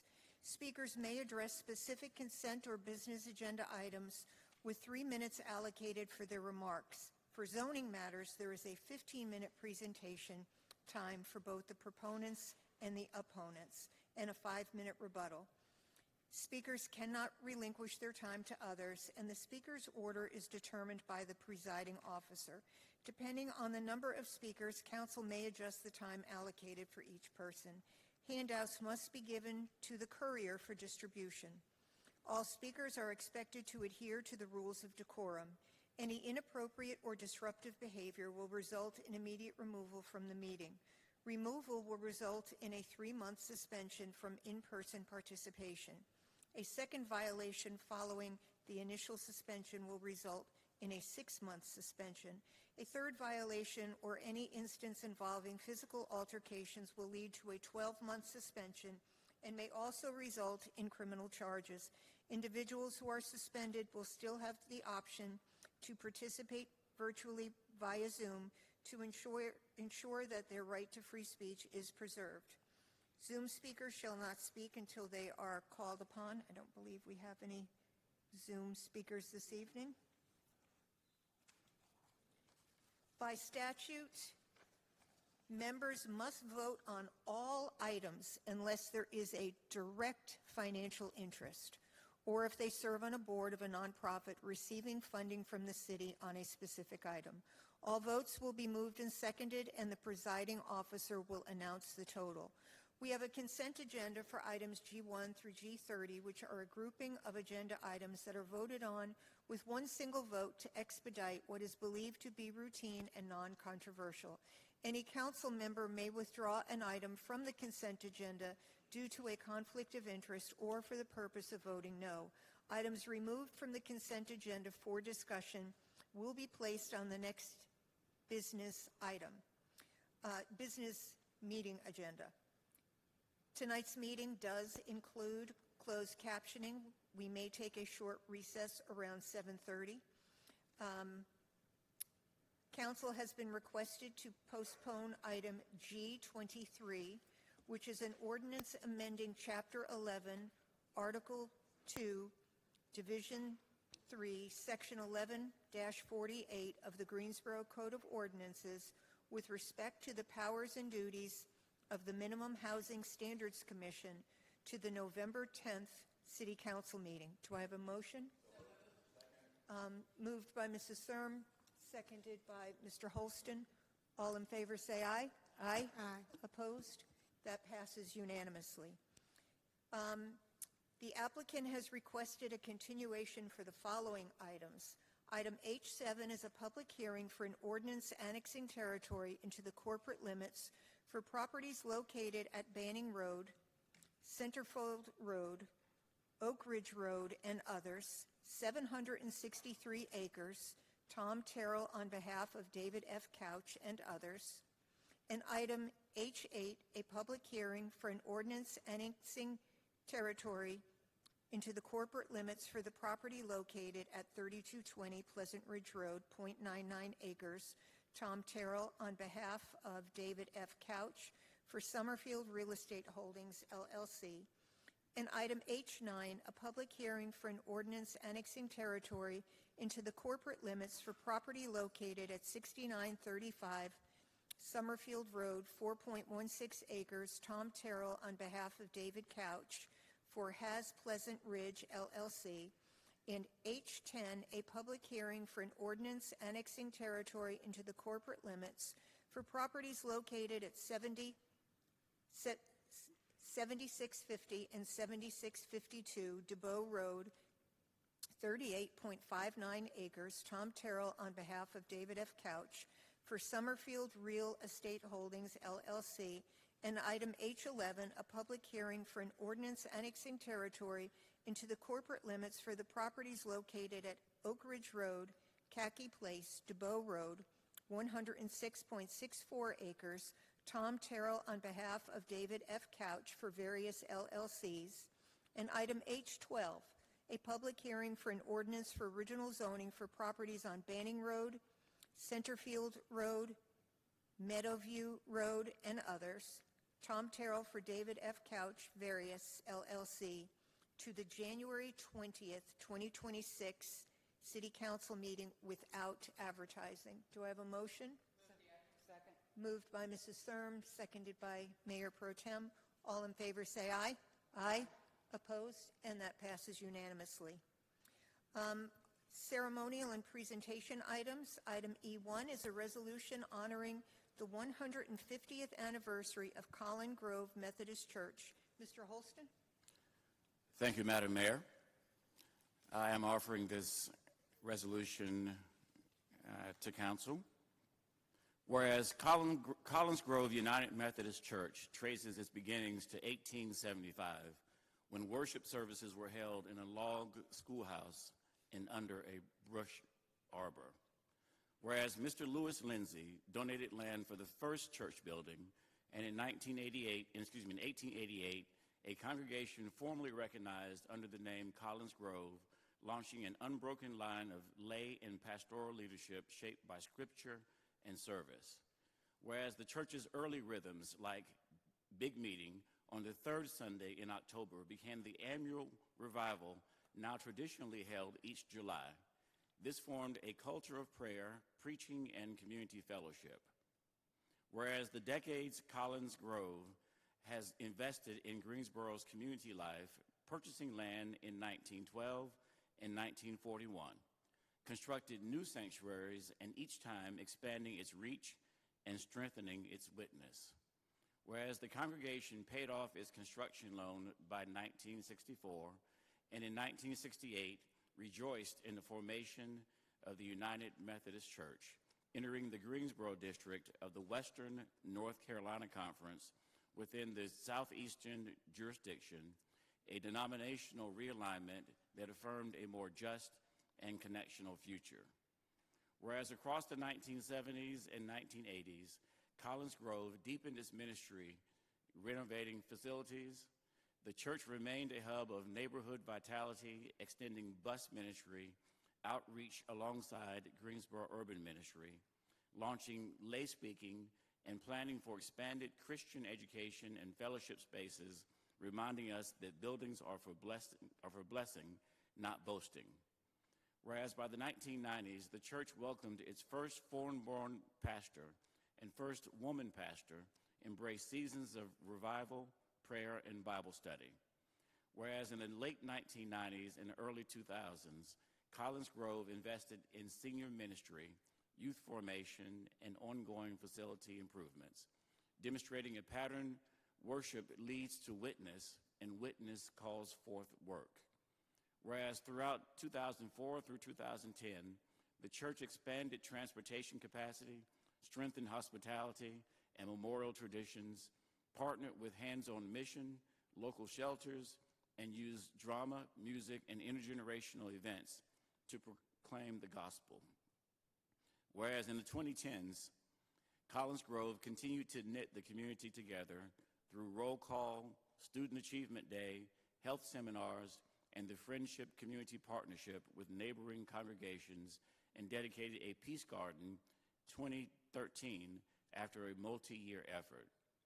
Whereas the church sustained weekly food distributions, Sunday school breakfast, and regular birthday rally celebrations, while youth served as ushers, singers, media ministers, and liturgical dancers, living proof that the church's future is already present in its young people.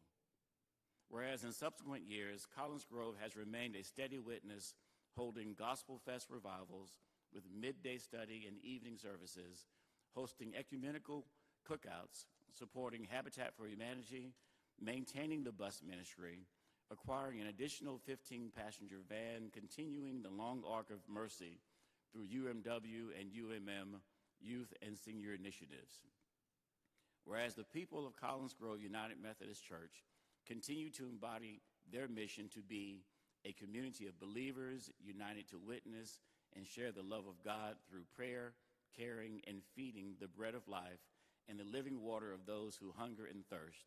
And now, therefore, be it resolved by the City Council of the City of Greensboro, one that recognizes Collins Grove United Methodist Church for its historic presence, faithful service, and continuing contributions to the spiritual and civic life of our city, that in recognition of Collins Grove United Methodist Church, significant contributions to the City of Greensboro, appropriate signage will be installed in honor of the church's legacy, and that a copy of this resolution shall be presented to Collins Grove United Methodist Church as a token of gratitude for the church's service to the community.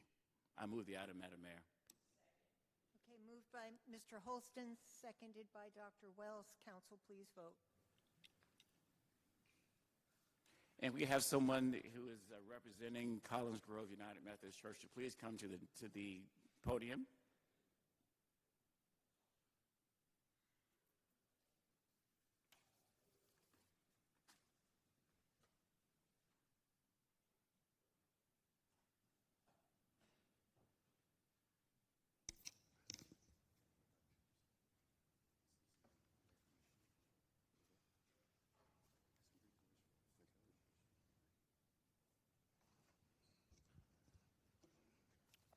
Madam Mayor, Mayor Pro Tem, Brother Hugh Holston, fraternity brother mine of Kappa Alpha Psi Fraternity Incorporated, and an Archon of Sigma Pi Phi Boule. On behalf of all of the sisters and brothers of Collins Grove, we want to say thank you for recognizing our 150th anniversary.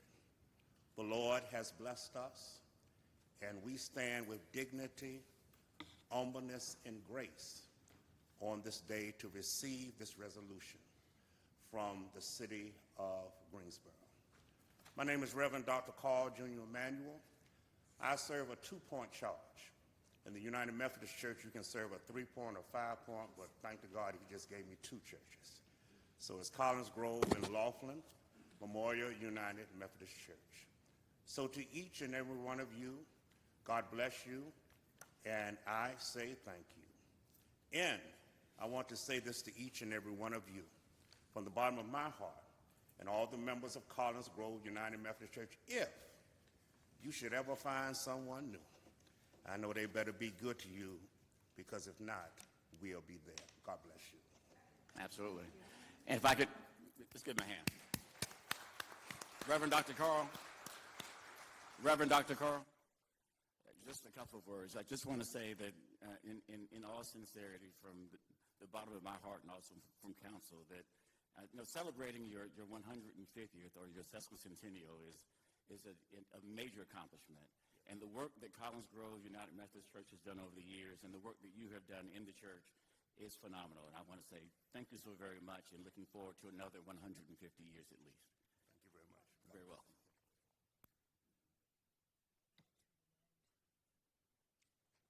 Thank you.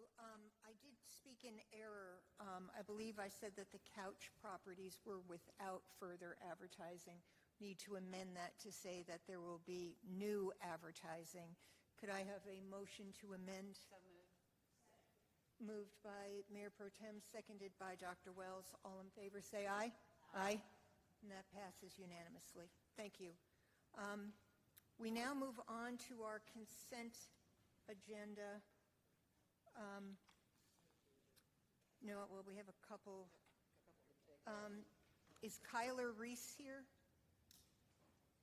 Okay.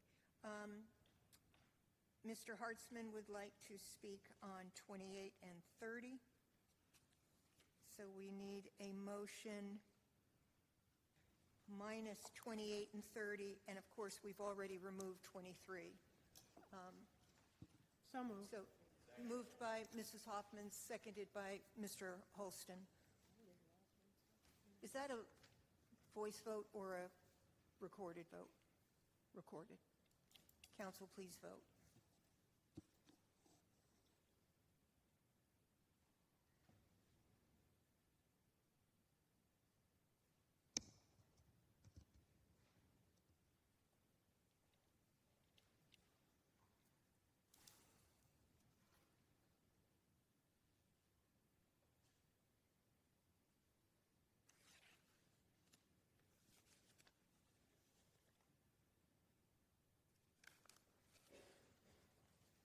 And that passes 9-0.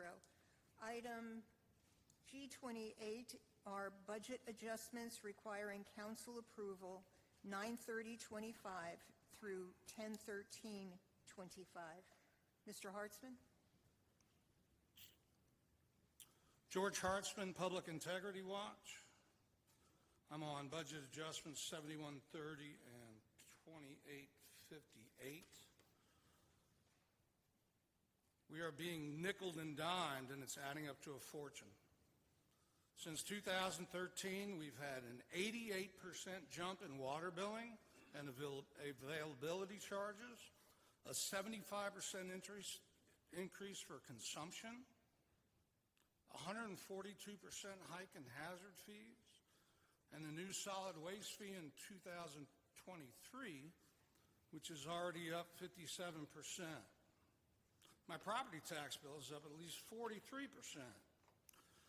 You talk necessary upgrades, but the real scandal isn't just that we're paying more, it's why we're paying more and who is profiting. Municipal utility bills are a regressive tax. Unlike an income tax where the wealthy pay more, our water bills hits families earning $50,000 a year harder than others making $300,000. Like the city manager who took taxpayer-funded perks from Zach Matheny. An extra $40 is a minor inconvenience for Mr. Davis. It's a tank of gas for a week's groceries for the poorest among us. So where is the money going? A significant portion, as in these items, is being transferred from our pockets to the balance sheets of powerful developers. For years, the compliant city council has handed out millions in water and sewer extensions to their wealthy campaign donors, while Greensboro's families watch their bills soar.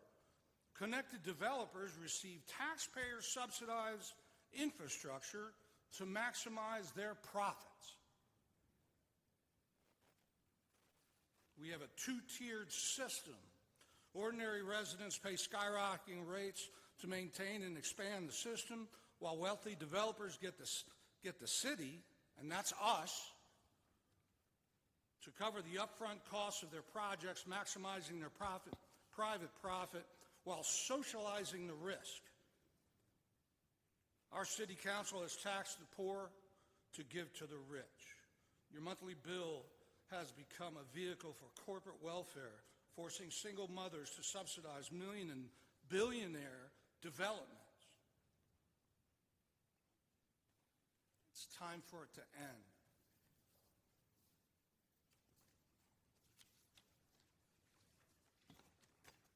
Do we have a motion on 28 budget adjustments? Moved by Mrs. Thurm, seconded by Mayor Pro Tem. Will this be a voice vote? Thank you. I think I remember.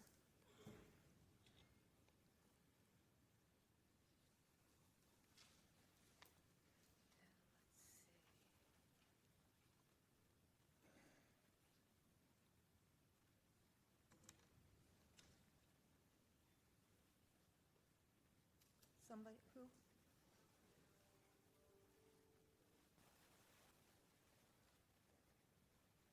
And that passes 9-0.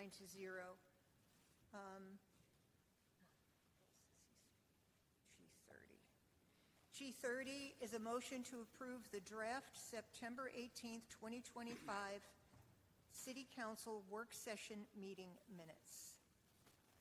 Mr. Hartzman? George Hartzman, Public Integrity Watch. The draft minutes amid a critical exchange. Sharon Hightower said, "The question is how much?" And Councilmember Matheny's reply on behalf of DGI was, "How much you got?"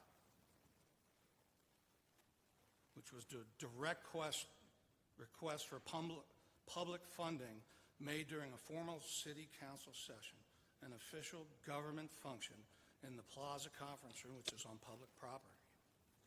As a council member who is also CEO of DGI, Zach broadcasts with taxpayer resources with the help of city employees on a publicly funded platform to lobby for city contracts and appropriations that would directly benefit his taxpayer-supported organization and salary. State law says no public official shall knowingly participate in making or administrating a contract with any nonprofit with which that public official is associated by presenting, advocating, and shaping the debate on DGI's GSO 35 plan. Mr. Matheny participated in a matter which he has a direct financial interest. The pitch closely mirrored Matheny's campaign platform, and Zach is massively advertising his long con via social media during an election season. With taxpayer monies funneled through DGI, not unlike how Richard Beard is using taxpayer monies via the Sports Foundation to saturate Instagram feeds. Same illegal strategy, two taxpayer-funded candidates violating campaign statutes. Using a city council work session broadcast with taxpayer resources to advance what is also a campaign theme is illegal, as the law prohibits the use of public funds to endorse or oppose a candidate. Zach advocated for city taxpayers to help pay infrastructure costs during the presentation for private developers aligned with DGI to increase private profitability. Matheny advocated for a TIF district, which diverts future property tax revenue from downtown to pay for his clients' projects at the expense of everyone else, which is especially an insult to those living in the districts he's supposed to represent. He requested the city increase DGI funding for grant programs, giving much more of our money to downtown property owners, Mrs. Hoffman, which would not be available to Matheny's constituent in District 3 or the rest of the city's population. He argues the city should fund parking decks for DGI's clients and board members, just like we did for Roy Carroll and Kathy Manning. The question is how much? And Matheny's reply is, how much you got?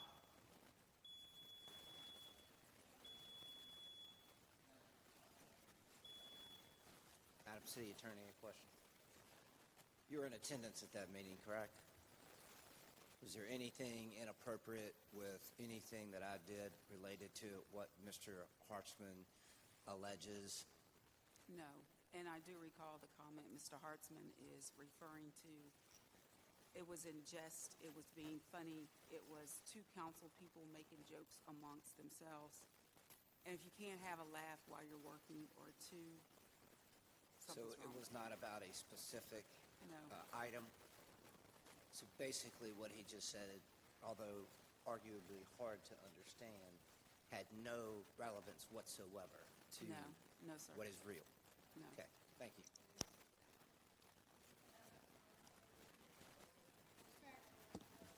Second.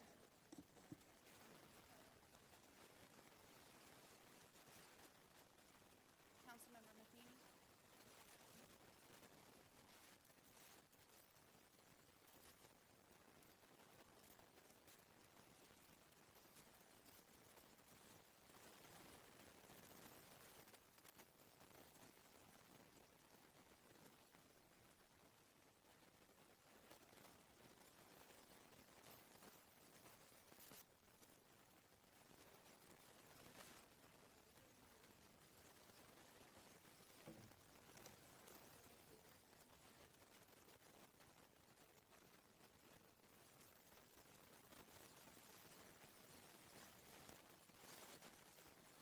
Um, 4 and 5.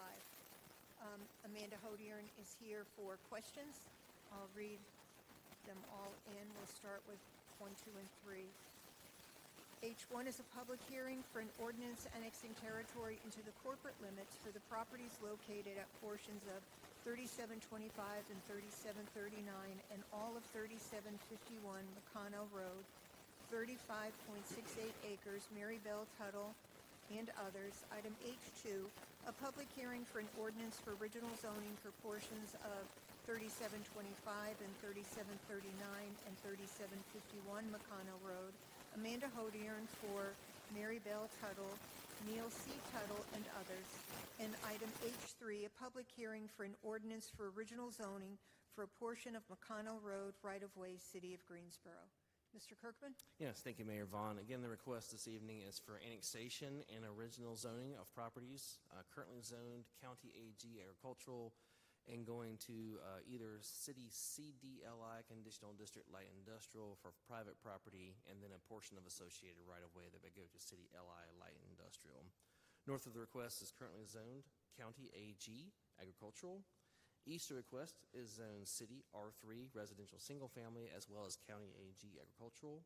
South of the request is zoned City LI Light Industrial, City CDLI Conditional District Light Industrial, City BP Business Park, and City R3 Residential Single Family. West request is zoned City LI Light Industrial and County AG Agricultural. The subject properties currently contain a single-family dwelling, undeveloped land, and a portion of road right-of-way. North of the request are single-family dwellings as well as undeveloped land. East of the request is I-840, the urban loop. South of the request is undeveloped land as well as Interstate 40. West of the request are single-family dwellings, agricultural land, and further to the west, a light truck and equipment rental service use.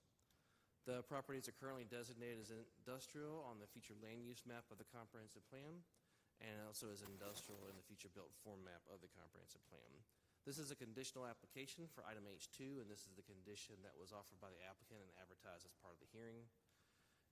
In supporting approval, staff notes that this request does support the GSO 2040 Growing Economic Competitiveness Plan, big idea, to increase and preserve the inventory of developable sites compatible with corporate industrial uses, and the prioritizing sustainability goal to build economic resilience, expand the local economy's ability to withstand and adjust to disruptions and changes at the regional, national, and global scales.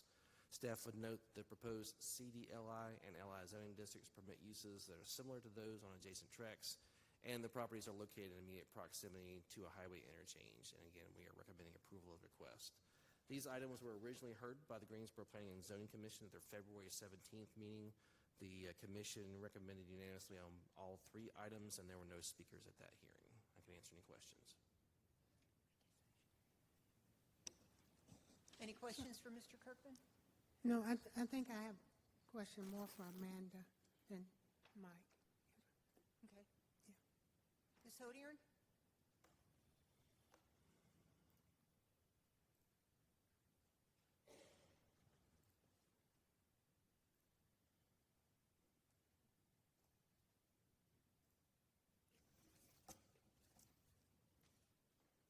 evening.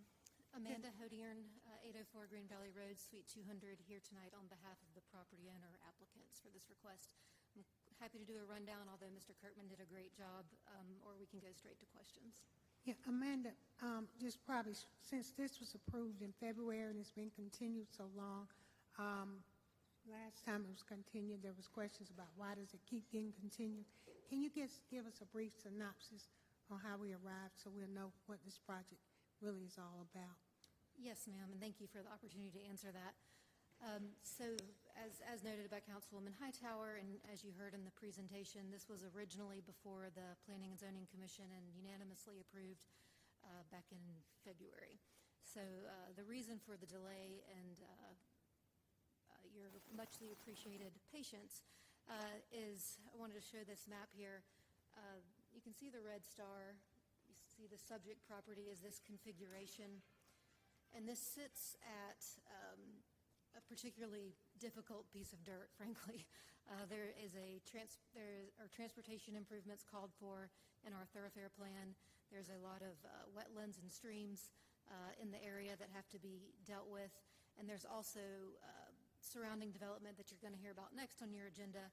And all that started to coalesce at the same time. So as this applicant started to try and figure out how to deal with all the transportation improvements and the stream and wetlands complexities, at the same time this other case was progressing, and staff who did a great job between the transportation department, the planning department, Marshall Yandel and his team, all the TRC reviewers, really did a great job of helping those two projects come together and work together to figure out how do we get the road improvements in, how do we handle the stream crossings and the wetlands impact in the most equitable way so that this piece of property that's in such a prime location to be the next success story for this industrial corridor per the vision of the city for the last several years, how do we get that done in a way that can actually happen?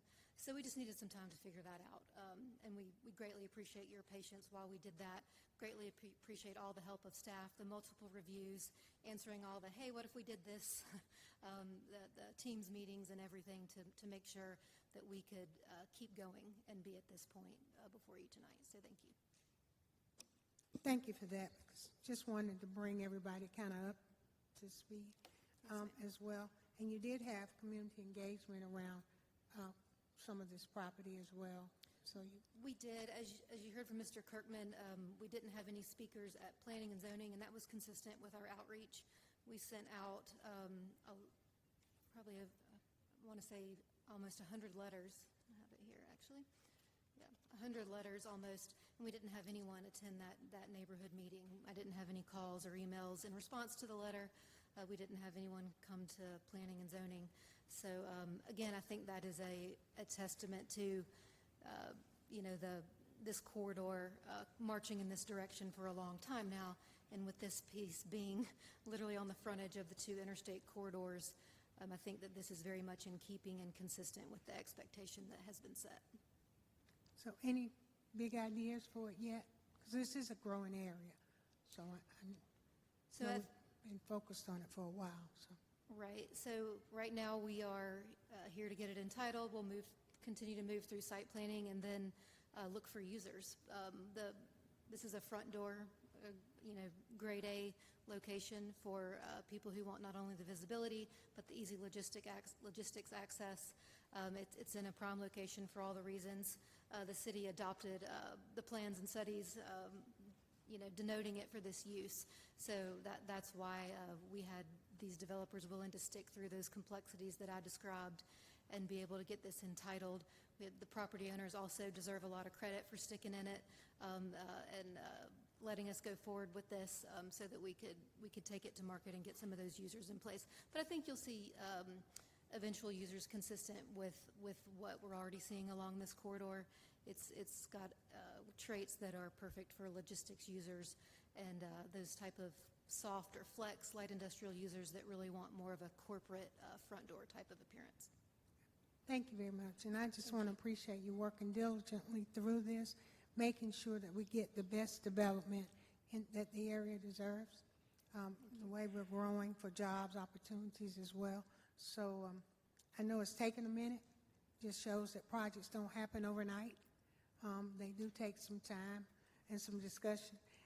So I want to thank the owners, of course, who, they probably willing to sell quickly, but also the investors who are going to be the developers who are going to be a part of this.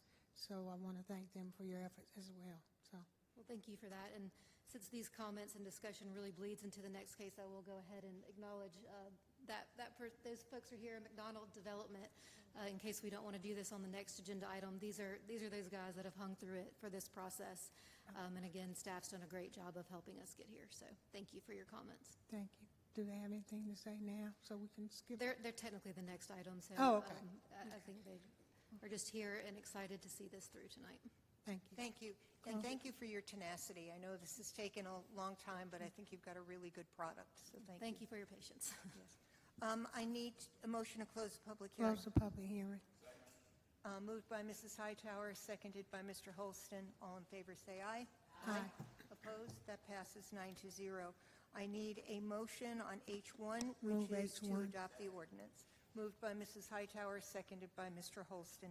Council, please vote.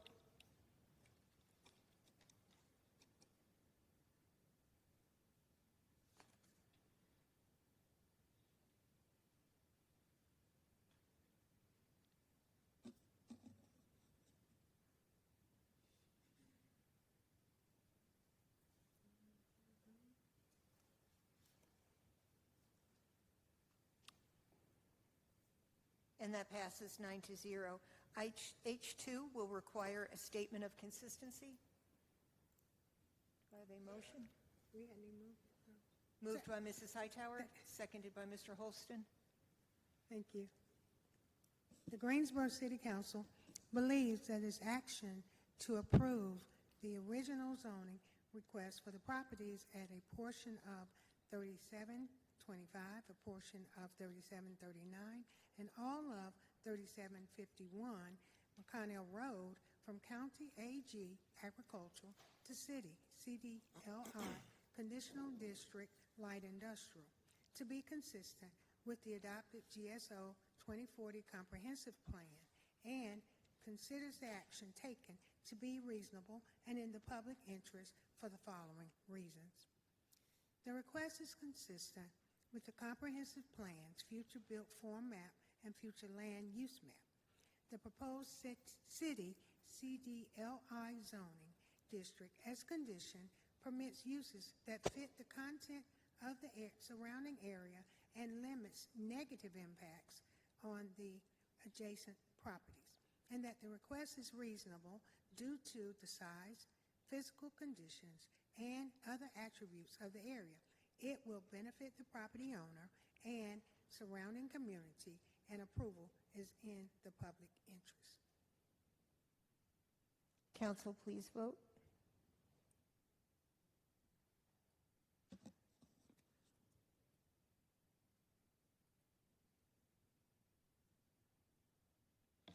And that passes 9-0. Item H3 also requires a statement of consistency. Second. Moved by Mr. Holston, seconded by Mrs. Hightower. The Greensboro City Council believes that its action to approve the original zoning request for the property at a portion of McConnell Road right-of-way from County AG Agricultural to City LI Light Industrial to be consistent with the adopted GSO 2040 Comprehensive Plan and considers the action taken to be reasonable and the public interest for the following reasons. The request is consistent with the Comprehensive Plan's future built form map and future land use map. The proposed City LI zoning district permits uses that fit the context of the surrounding area and limits negative impacts on the adjacent properties, and the request is reasonable due to the size, physical conditions, and other attributes of the area. It will benefit the property owner and surrounding community, and approval is in the public interest. Council, please vote. And that passes 9-0. Now we'll move on to the second half of that, item H4, 5, and 6. Item H4 is a public hearing for an ordinance annexing territory into the corporate limits for properties located at 3711, 3717. McConnell Road, portions of 3725 McConnell Road, and 4711 through 4749 Old School Road, 109.55 acres, Esther and others.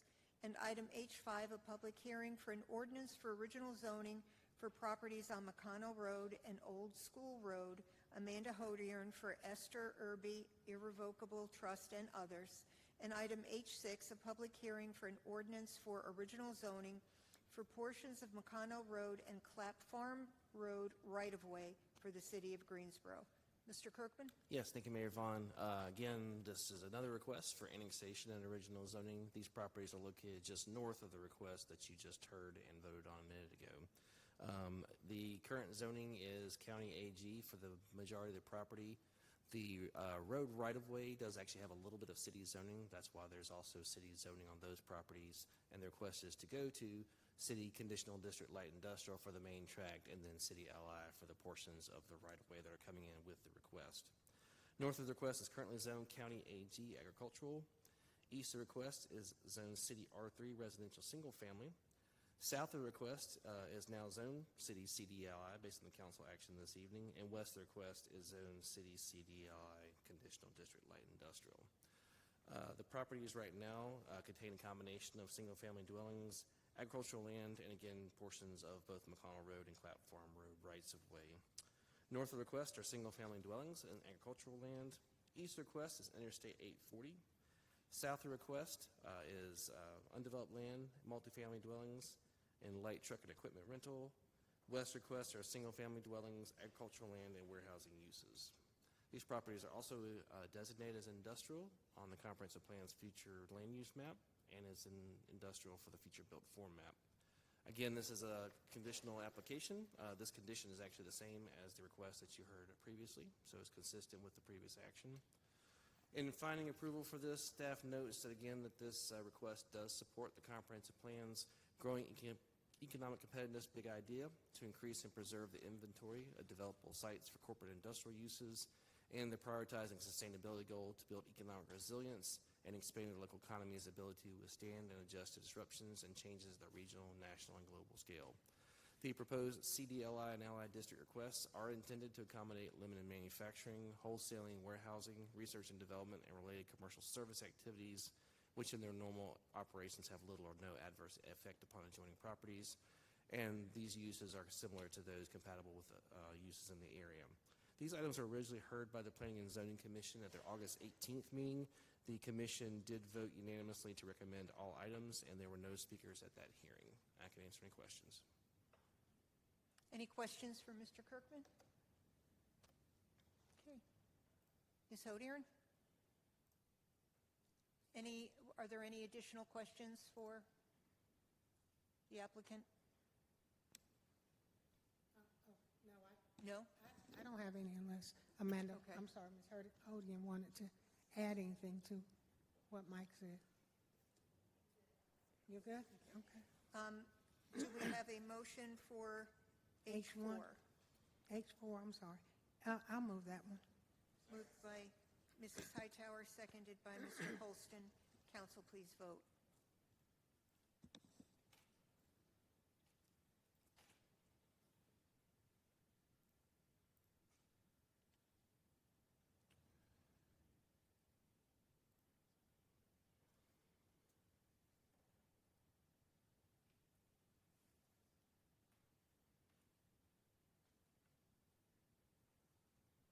And that passes 9-0. Item H5 requires a statement of consistency. Move the item. Moved by Mr. Holston, seconded by Mrs. Hightower. The Greensboro City Council believes that its action to approve the original zoning request for the properties at 3711, 3713, 3717, and a portion of 3725 McConnell Road, and 4711, 4721, 4721 ZZ, 4742, and 4749 Old School Road from County AG Agricultural to City CDLI Conditional District Light Industrial to be consistent with the adopted GSO 2040 Comprehensive Plan and considers the action taken to be reasonable and the public interest for the following reasons. The request is consistent with the comprehensive plan's future built form map and future land use map. The proposed city CDLI zoning district permits uses that fit the context of the surrounding area and limits negative impacts on adjacent properties. And the request is reasonable due to the size, physical conditions, and other attributes of the area. It will benefit the property owner and surrounding community, and approval is in the public interest. Council, please vote.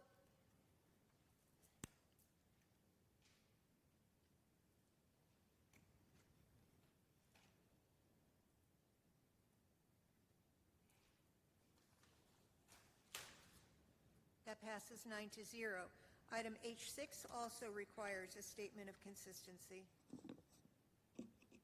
I'll move the item if you can take my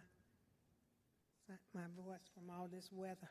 Moved by Mrs. Hightower, seconded by Dr. Wells.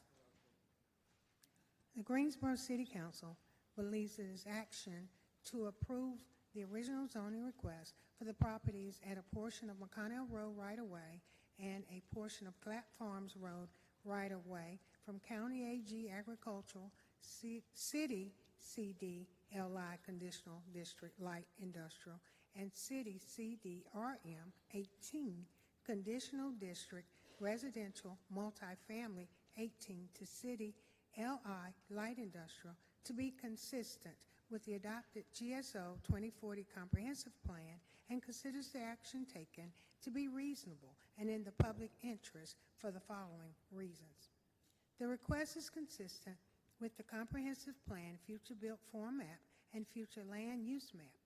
The proposed City LI zoning district permits uses that fit the content of the surrounding area and limits negative impacts on adjacent properties. The request is reasonable due to the size, physical conditions, and other attributes of the area. It will benefit the property owner and surrounding community, and approval is in the public interest. Council, please vote. And that passes 9-0. Thank you. That's a good one to put behind you. Yeah. Madam Mayor, I just wanted to say before letting them go, thank you for all your work. It's a lot moving out in that area, which I think job creation is going to truly benefit community out there. It's in a great area. But if you remember a few years ago, we did a study around land in the east, and Clapp Farms was probably the biggest attractor, and I see that we're tapping into some of that now. Would you not agree, Mr. Kirkman? Yes, it's definitely designated that in the comprehensive plan that that's a growth area for future industrial activity. So be right, very consistent with that. So I'm glad to see that we're getting to tap into this. Sometimes it takes a minute. We don't just do it in the blink of an eye, but it takes due diligence. So I appreciate all the work that went into this, from planning and to Ms. Hodian and her, who she's representing. So thank you for that. Thank you. Then our last zoning today are H13 and H14. H13 is a public hearing for an ordinance annexing territory into the corporate limits for property located at 4508 McKnight Mill Road, 4.15 acres, Nathan J. and Amber B. Lewis. And item H14, a public hearing for an ordinance for original zoning for property at 4508 McKnight Mill Road, Nathan J. and Amber B. Lewis. We don't have anybody signed up to speak.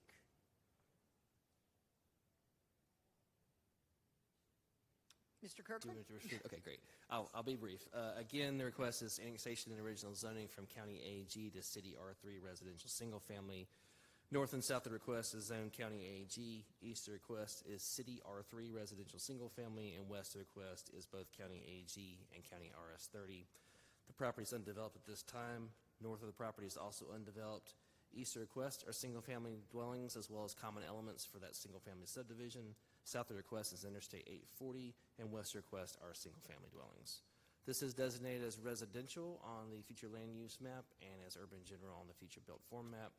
This is a straight rezoning, so there's no conditions attached. Staff did determine that this does meet the comprehensive plan's Creating Great Places goal to expand Greensboro's citywide network of unique neighborhoods, offering residents of all walks of life a variety of quality housing choices, and that the proposed R3 district does allow uses that are similar to those present on adjacent tracts, and again, making our approval. This item was heard by the Planning and Zoning Commission at their September meeting. It was recommended unanimously. There were no speakers on the item. Any questions for Mr. Kirkman? Sure. I just had a quick question. I noticed it's not a conditional rezoning, which I like them more than like anything. But what is proposed? Yeah, Just so residential basically the owners of the property are just interested in building one single-family dwelling, and they're not interested in doing any changes to the lots. They like the large size, particularly given the proximity to the highway, and just interested in building a house and need access to city services, which requires the annexation. Oh, okay.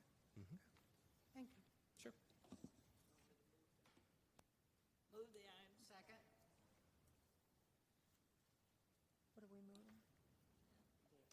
It's H. Oh, I haven't read it. Did I? I don't think I've read it in yet. Did I? Yes, I did. I did. I read it in. Sorry. So I have to read. Please vote.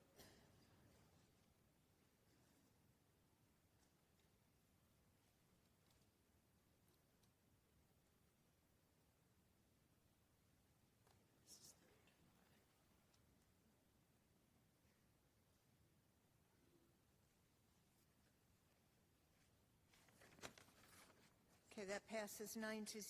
Item H14 requires a statement of consistency. Move the item. Moved by Dr. Wells, seconded by Mrs. Thurm. The Greensboro City Council believes that its action to approve the original zoning request for the property at 4508 McKnight Mill Road from County AG Agricultural to City R3 Residential Single Family to be consistent with the adopted GSO 2040 Comprehensive Plan, and considers the action taken to be reasonable in the public interest for the following reasons.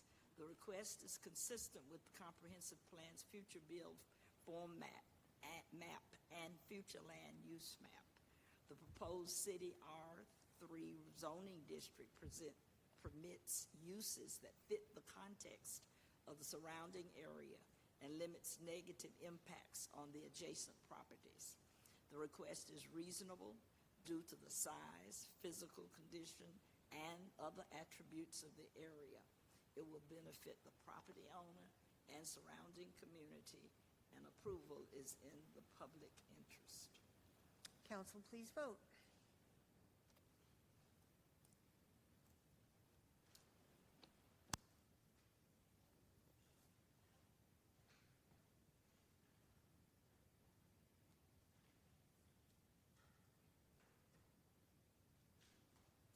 And that passes 9-0. We now move on to the general business portion of our agenda. Item I-1 and I-2 will be read together. Item I-1 is a resolution authorizing municipal agreement with NC Department of Transportation for HL-0165 Greensboro Citywide Signal System Upgrade Phase 1, and I.2, an ordinance in the amount of $2,930,000 establishing the budget for municipal agreement with NC Department of Transportation for HL-0165 Greensboro Citywide Signal System Upgrade Phase 1. Item 1 and 2, please. Well, we've got to do them one at a time. We have a motion on I-1, second with Mrs. Thurm. Council, please vote. And I have a question first, please. Go ahead. I know everybody jumps in. But what I'd like to ask more detail about this item, when we talk about signal upgrade system, are we just talking about the whole city-wide system? Are we talking about a portion?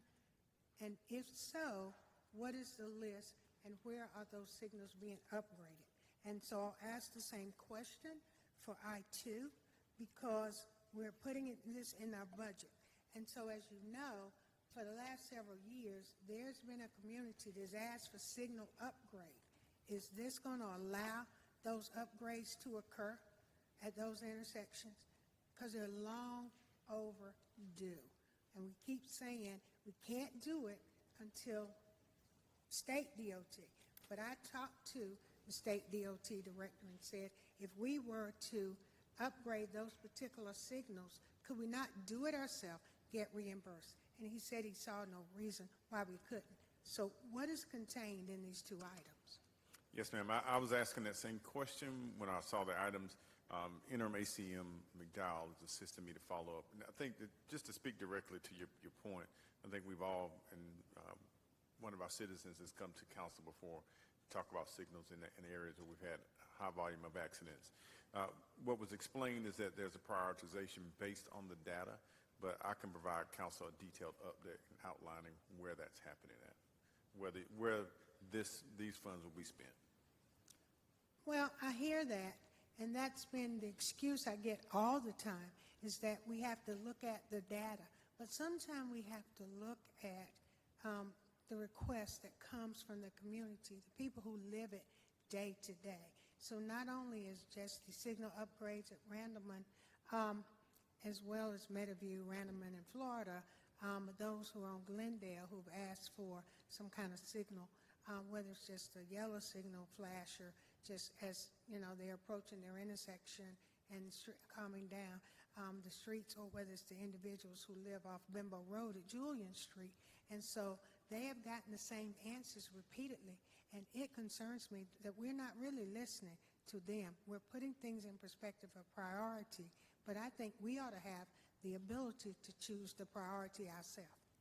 Yes, so by taking this money, that to me should be first and foremost, because I'm not in favor of accepting the money if it can't be used the way that we need it to be used. Yes, ma'am.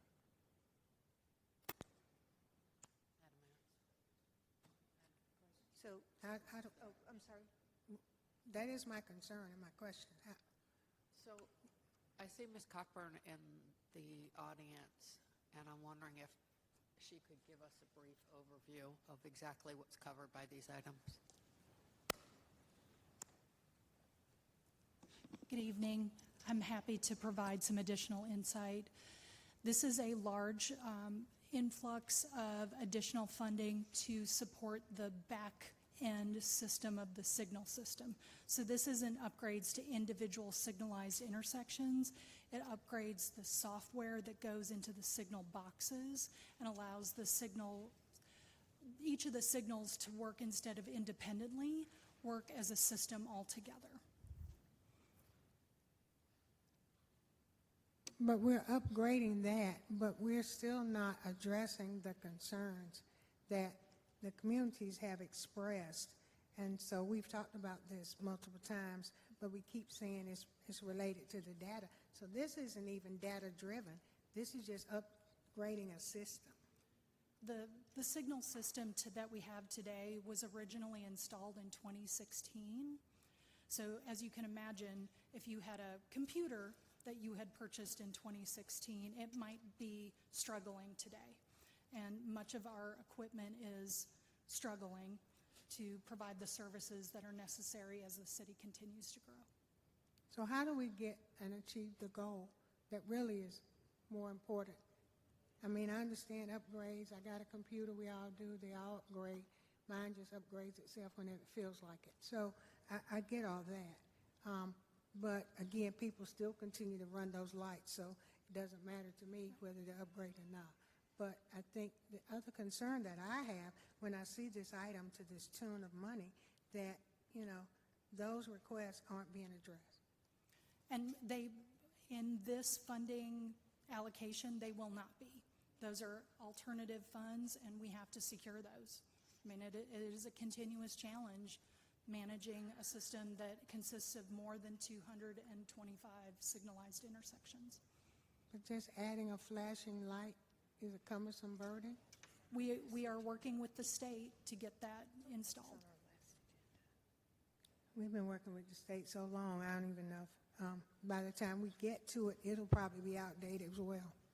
And then that'll be the excuse. That's not a satisfactory answer. Thank you. Thank you. It's been moved by Mayor Pro Tem, seconded by Mrs. Thurm. Council, please vote.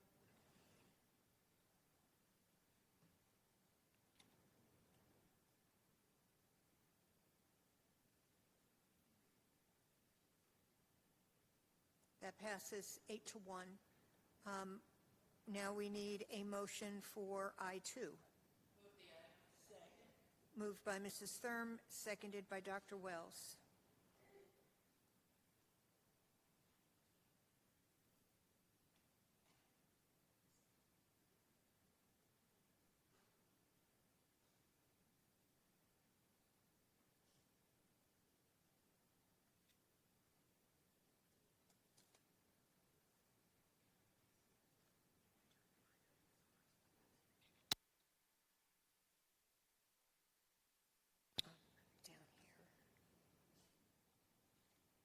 And that passes 8-1. Item I-3 is a resolution approving a $626,000 Mini Brooks contract with Hazen and Sawyer PC for water distribution system main cleaning support. Can we get an explanation for this, please? Excuse me? Can we get an explanation for this, please? For the item? Sorry, did you, For the, you were going to move that? Okay. yes. Go ahead. Were you saying something, Jamal? You can move you it, can and still we can move still it. get the question. Is there a second? Okay. Question, do you need Mr. Borchers? Sharon? Yes, please.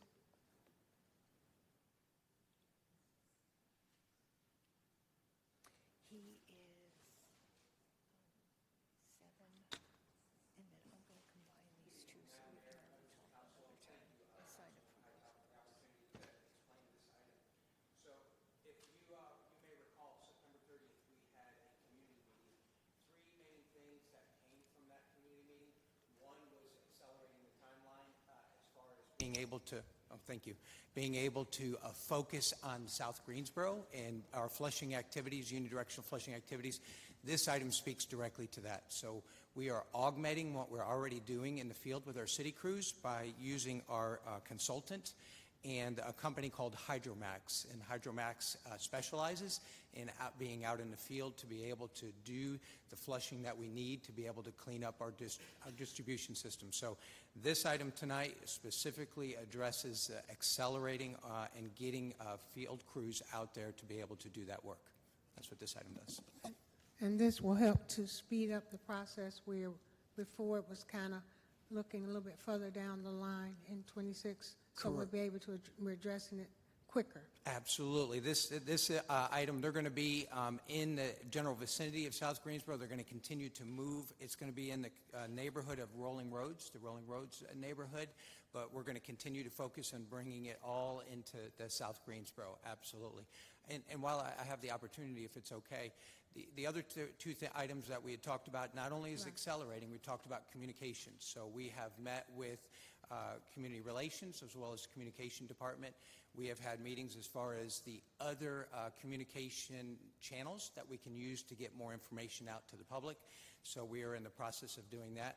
Matter of fact, this most recent posting as far as the work that's going to start tomorrow with this flushing, that was on the city's Facebook page. So we're looking at how we can get that information out there.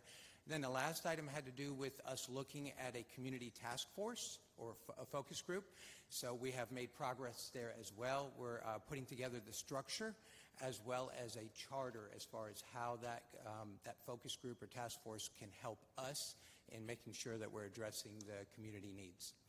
And right, and that particular group, it will consist of A&T and UNCG students as well as some members, senior members that have been retired and are kind of very much engaged and interested in just being a part of the discussion and focused on. So, correct?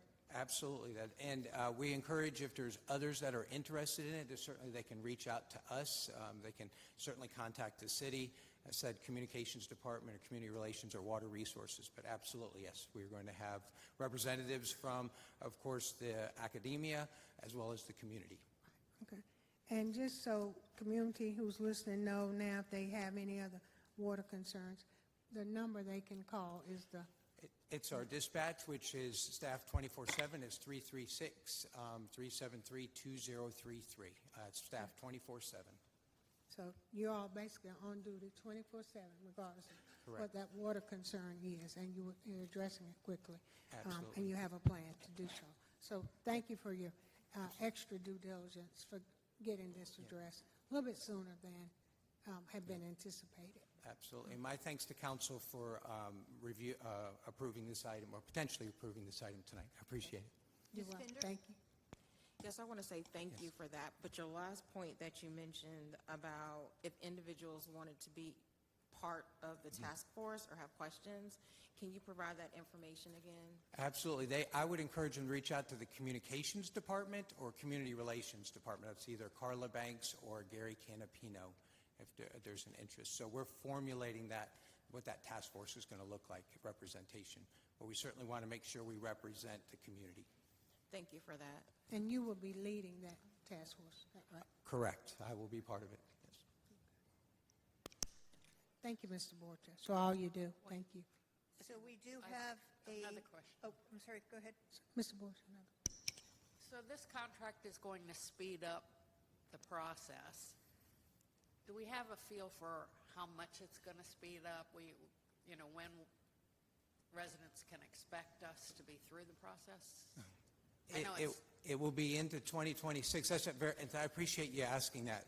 One of the things that's important the community knows is that when we do unidirectional flushing, of course, we have to flush water onto the ground. We don't do that in the wintertime because, as you can imagine, you get water on the ground, freezing temperatures, you create a hazard, a potential hazard, whether it's for pedestrians or for traffic. So we are going to proceed all the way up until freezing temperatures get here. November timeframe, hopefully through end of November. We'll take a pause during the winter, but we'll pick right back up in March. But to answer your question, in all likelihood, we're probably looking at several months, probably 6 months or so into 2026. Because the other thing we need to do is not only we're doing unidirectional flushing, our engineer is looking at how can we also do, it's called pipe swabbing, but there's a plan where we want to go ahead and coordinate it so that once we clear an area, we don't, when we flush somewhere else, we don't put it back over there. And that's just going to take a little bit of time.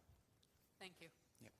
So that question led me to this question with pipe swabbing. So when you have breaks in your line, is that a time to do that as well? Because you have water main breaks, and so when you put them back together, sometimes people may see a little bit of discoloration. Correct. But Yeah. would that be an opportunity to make sure, what pipes do you put back? You replace old, put new in that don't have some of that problem as well? We do. As I had mentioned at the community meeting, anything, our distribution system likes equilibrium, just like us. We're creatures of habit, and anything that disrupts the equilibrium has the potential to create discoloration.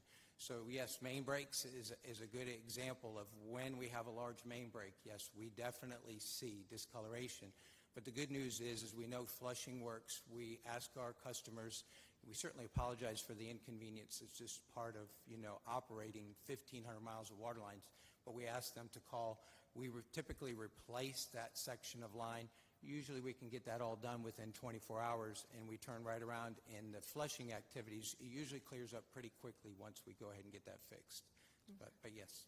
Well, thank you again for addressing it, as other council members have said. But I know you pushed up your timeline, and rightfully so. Absolutely. And so, Yes. And my thanks to the community for their patience. Absolutely. Thank you. Thank you. Mike, just curious, has there been an estimate of how many households have been affected? Or if I missed that, I'm sorry. I don't have it off the top. I can get that information for you as far as the number. When we look at the number of complaints we typically receive, it's typically around 4 or 5 per day. We have certainly seen and sometimes a little bit less than that. We have seen in a typical, if you multiply, less than 4 or 5. It's probably 1 or 2 complaints per day. We have seen months where we have had close to 70, 80, or 90, which is abnormal.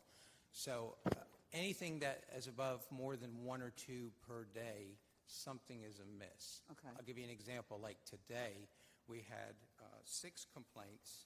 Most of them around the airport. We believe that was because there's construction and they're using tanker trailers and they're connecting to our system to get water for construction. So, but I can certainly, if you'd like, I can certainly follow back up with the number of homes that we believe has been impacted based on our complaints. Just to give an idea, nothing, has to be 100% on that. I was Absolutely. just curious, are we getting 500, or are we getting 50, or are we getting... No, we're definitely seeing, we've had a couple of months, if you look back at the fall of last year, and then, of course, you look at the spring going into summer of this year, we've had months where we've had, like I said, 80, 90, close to 100, which is very abnormal. Right. We okay. typically shouldn't see more than like 1 or 2 per day. Got it. Thank you so much. You're welcome. Thank you, So Council. now my other question, was that concentrated in solely one area, or No, not at all. We have seen, with what we're doing in South Greensboro, we have seen an uptick in South Greensboro, but as far as discoloration, it's across our whole system. We address it. And would the question she asked be in your presentation from the 30th? Because I have it right here. I believe it is, And I can yes. send it to you, Mary Kay, the presentation that he made on the 30th. You've got it? Okay. Yeah, Okay. it's in there. Yep. Okay. Thank you again. All right. Thank you, Council. Okay, that was I3. Has that been voted on yet? No. Council, please vote.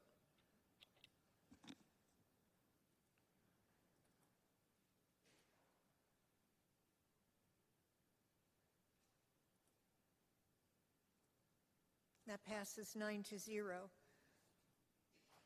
I4 is a resolution approving the City of Greensboro Water Resources Department to enter into a grant agreement with Golden Leaf Foundation for up to $60 million to support water and sewer improvements for Jet Zero. Move the item. Moved by Mayor Pro Tem, seconded by Dr. Wells.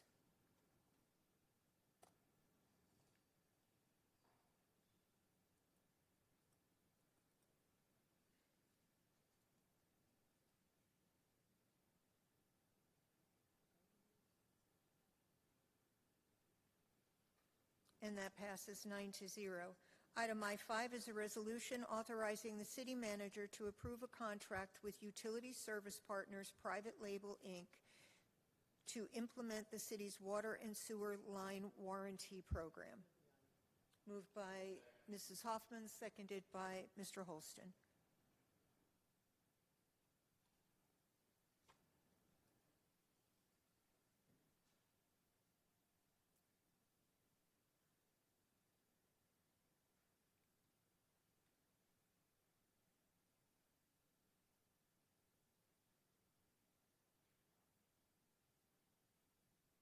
And that passes 9-0. I6 is a resolution approving bid in the amount of $1,574,079 and authorizing execution of contract 2018-054A with BW Infrastructure, LLC for Voss Avenue Culvert Replacement and Stream Restoration Project. I think that was moved by Ms. Pender, seconded by Mrs. Hightower.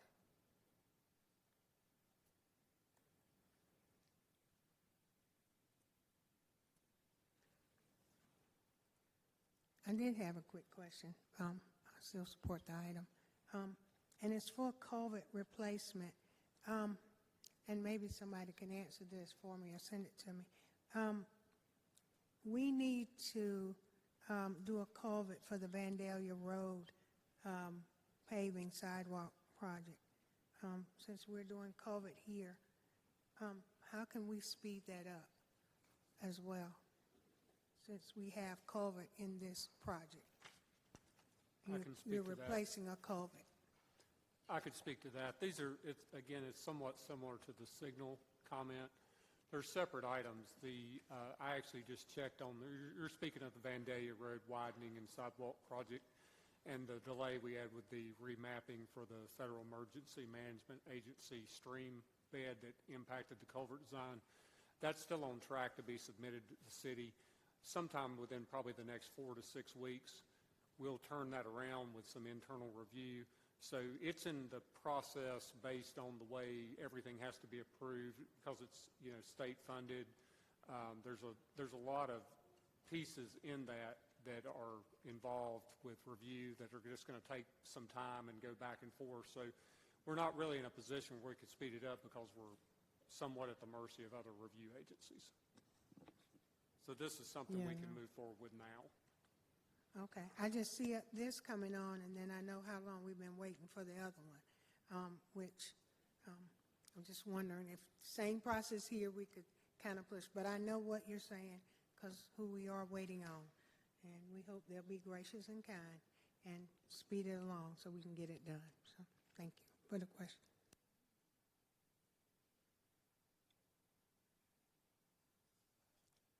Have we voted? Yes.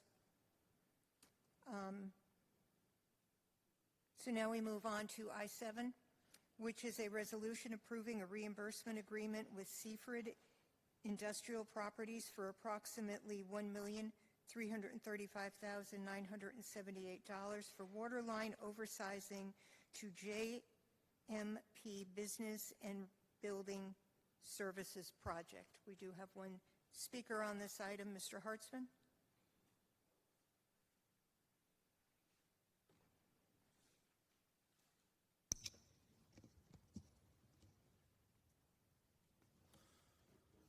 George Hartzman, Public Integrity Watch. Help the few at the expense of the many. Is this more taxpayer money being transferred from our pockets to JMP on top of the $536,000 we already gave them to move across town? I need an answer to the question. Is it on top of it, or is it the same money? If you don't answer your phone, this is where the question gets asked. Does anybody know? We are not speaking.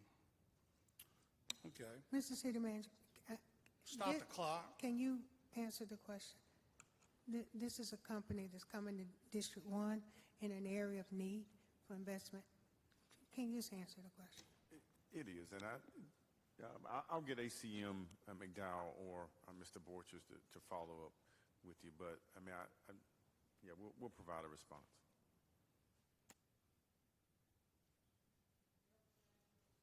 Super. City Council has handed out millions of water and sewer extensions to their wealthy friends while Greensboro's families watch their bills skyrocket. Okay, stop the clock. Mr. Borchers. Good evening, Madam Mayor, members of council. This is a reimbursement agreement. So we have on many occasions worked with development in extending water and sewer services to provide, as Councilwoman Hightower, needed services in a particular area. We have a project that's called Southeast Feeder Main. It's got 5 phases to it that is going to be able for us to loop water service in Southwest, South, Southeast Greensboro. So what we are doing is we're working with the developer who is developing a project. We are oversizing the line, so they're putting in a smaller line, 8-inch line. We are upsizing it to 24-inch so we can use it for our needs to distribute water to the city. So this money that's assigned here to this item will be used to repay the developer because they're upsizing it for our need. I hope that answers the question. Thank you, Mr. Ward. He just answered your question, and we've done this on many other projects. You sure have. The people footing the bill, working families, seniors on fixed incomes, are being squeezed by rising property taxes, insurance, food costs, and utilities. Meanwhile, the city keeps writing checks, in this case over $1 million, to subsidize a private project for a company with more than $100 million in annual revenue. This isn't economic development. It's corporate welfare, plain and simple. Like Roy Carroll's water and sewer for the Amex data center, which raised our electricity prices. The Publix warehouse infrastructure, which raised our water bills.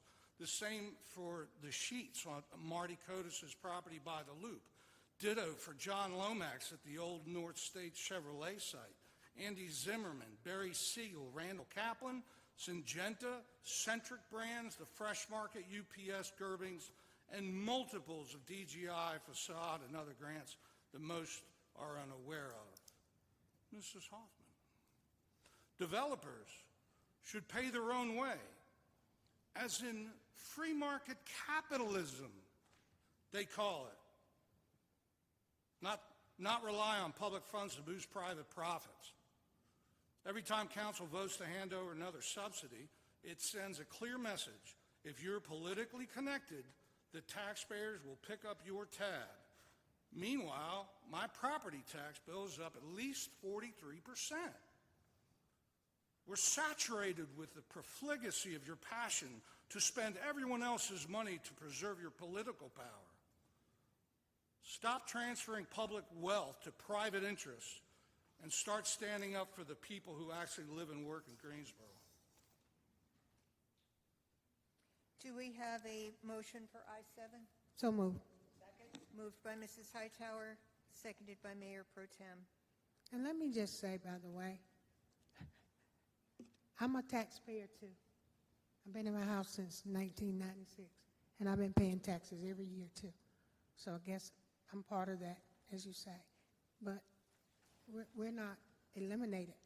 Nobody rebates my taxes, so I do contribute. Council, please vote.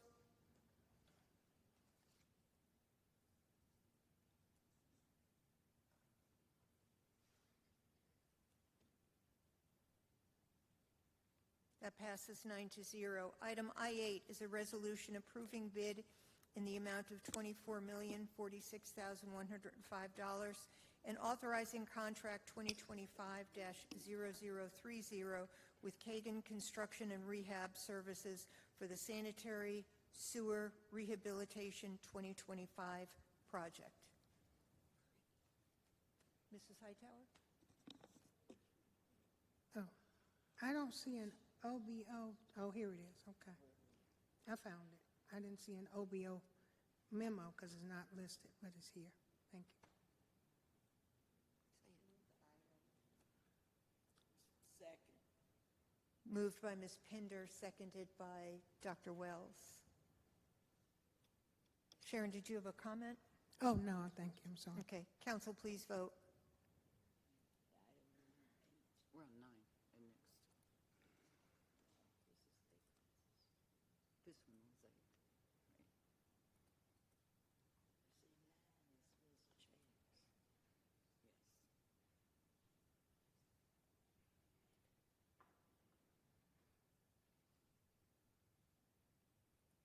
I'm trying to pull it up, but I think I can't find it. Anyway, that passes 9-0.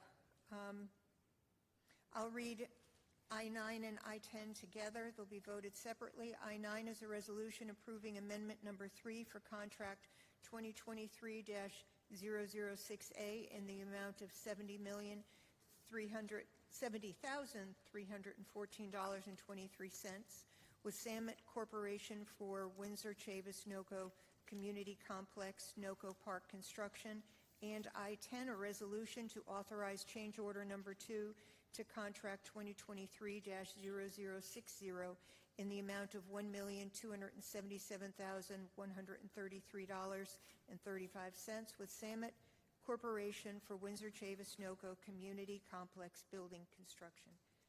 Mr. Hartzman?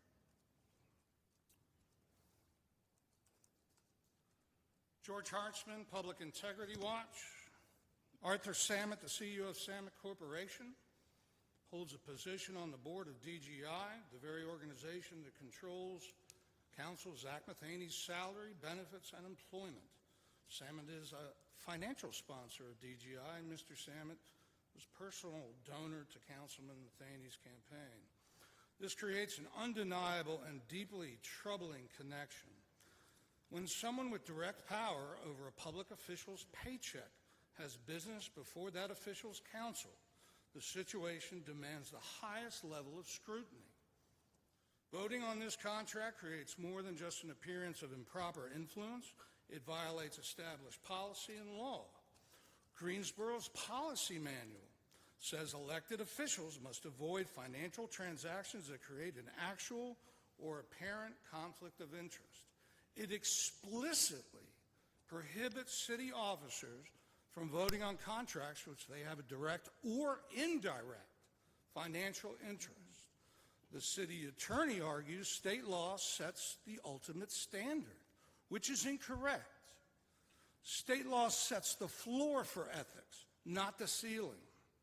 North Carolina general statutes explicitly authorizes cities to adopt requirements that are more stringent than the state minimum. Guidance from UNC School of Government, which does your continuing education, and legal precedent confirm our city is not only allowed, but expected to uphold higher standards. The solution is not a matter of discretion, it is a legal and ethical requirement. Councilman Matheny must recuse himself from these votes. He must publicly disclose the relationship, abstain from all discussion, and physically step away during the consideration of these items. A failure to do so is a failure to uphold our city's charter, our ethics policy, and the law. We're not requesting a political courtesy. We are demanding legal compliance. The relationship between Matheny and Samet is a textbook conflict of interest.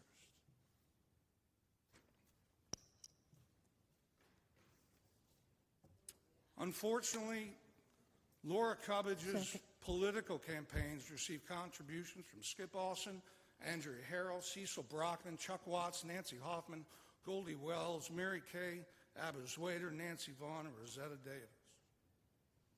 Her campaign shows more than 500 aggregated contributions that were not itemized with individual names, titles, occupations, or employers. You know, I know that this comes up time and time again. The legislature is very specific about the council's duty to vote, and it is called a duty to vote. And 168-75 says no member shall be excused from the voting except upon matters involving the consideration of the member's own financial interest or official conduct on matters which the member is prohibited from voting on under various general statutes. Mr. Hartzman, I guess you're not interested. The legislature is very specific about council members who are elected have the duty to vote. And the duty to vote is the only time you can recuse is if there is a direct financial interest. Not if somebody thinks there's some convoluted interest. It is a direct financial interest. That is what the legislature says. That is not the floor. That is the law. Thank you, Madam Mayor, and you are absolutely correct. Mr. Hartzman talks about our at the 160-86 that says that each municipality must establish ethics. But part of that specifically says that in establishing that ethics resolution, you must obey all applicable laws. As you stated very correctly, Madam Mayor, the law says that the only way anyone can be recused is if there's a direct interest. Mr. Hartzman has contacted me. I went over this in more than one email, more than one time before, and his interpretation of the law is just simply incorrect. I had no idea about everyone that contributed to my obviously 23 or 2018 campaign, but thank you, Mr. Hartzman, for bringing that to light. But that has nothing to do with what you guys are doing here. It has nothing to do with my job here as your city attorney. So Mr. Matheny needs to vote, and if you do not vote, your vote will be counted as a yes. That also is law. So do I have a motion on I-9? Second. By Mrs. Thurm, seconded by Mayor Pro Tem. I thought that was your item, and I thought you moved it. You moved you- it, and did I you do it? seconded it. Yeah, but, All right. All right, so Tammy moved it, Mayor Pro Tem seconded. Council, please vote. yeah, slow down.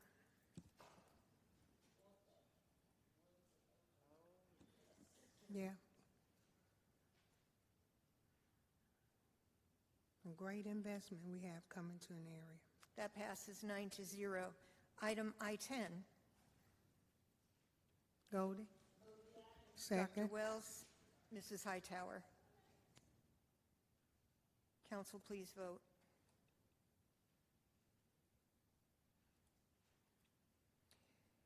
Item I-11 is a resolution, that passes 9-0. I-11 is a resolution authorizing amendment number 5 in the amount of $91,702 to contract 2019-05160 between the City of Greensboro and Vines Architecture for the Windsor Chavis NOCO Community Complex. Second. Moved by Dr. Wells, seconded by Mrs. Hightower.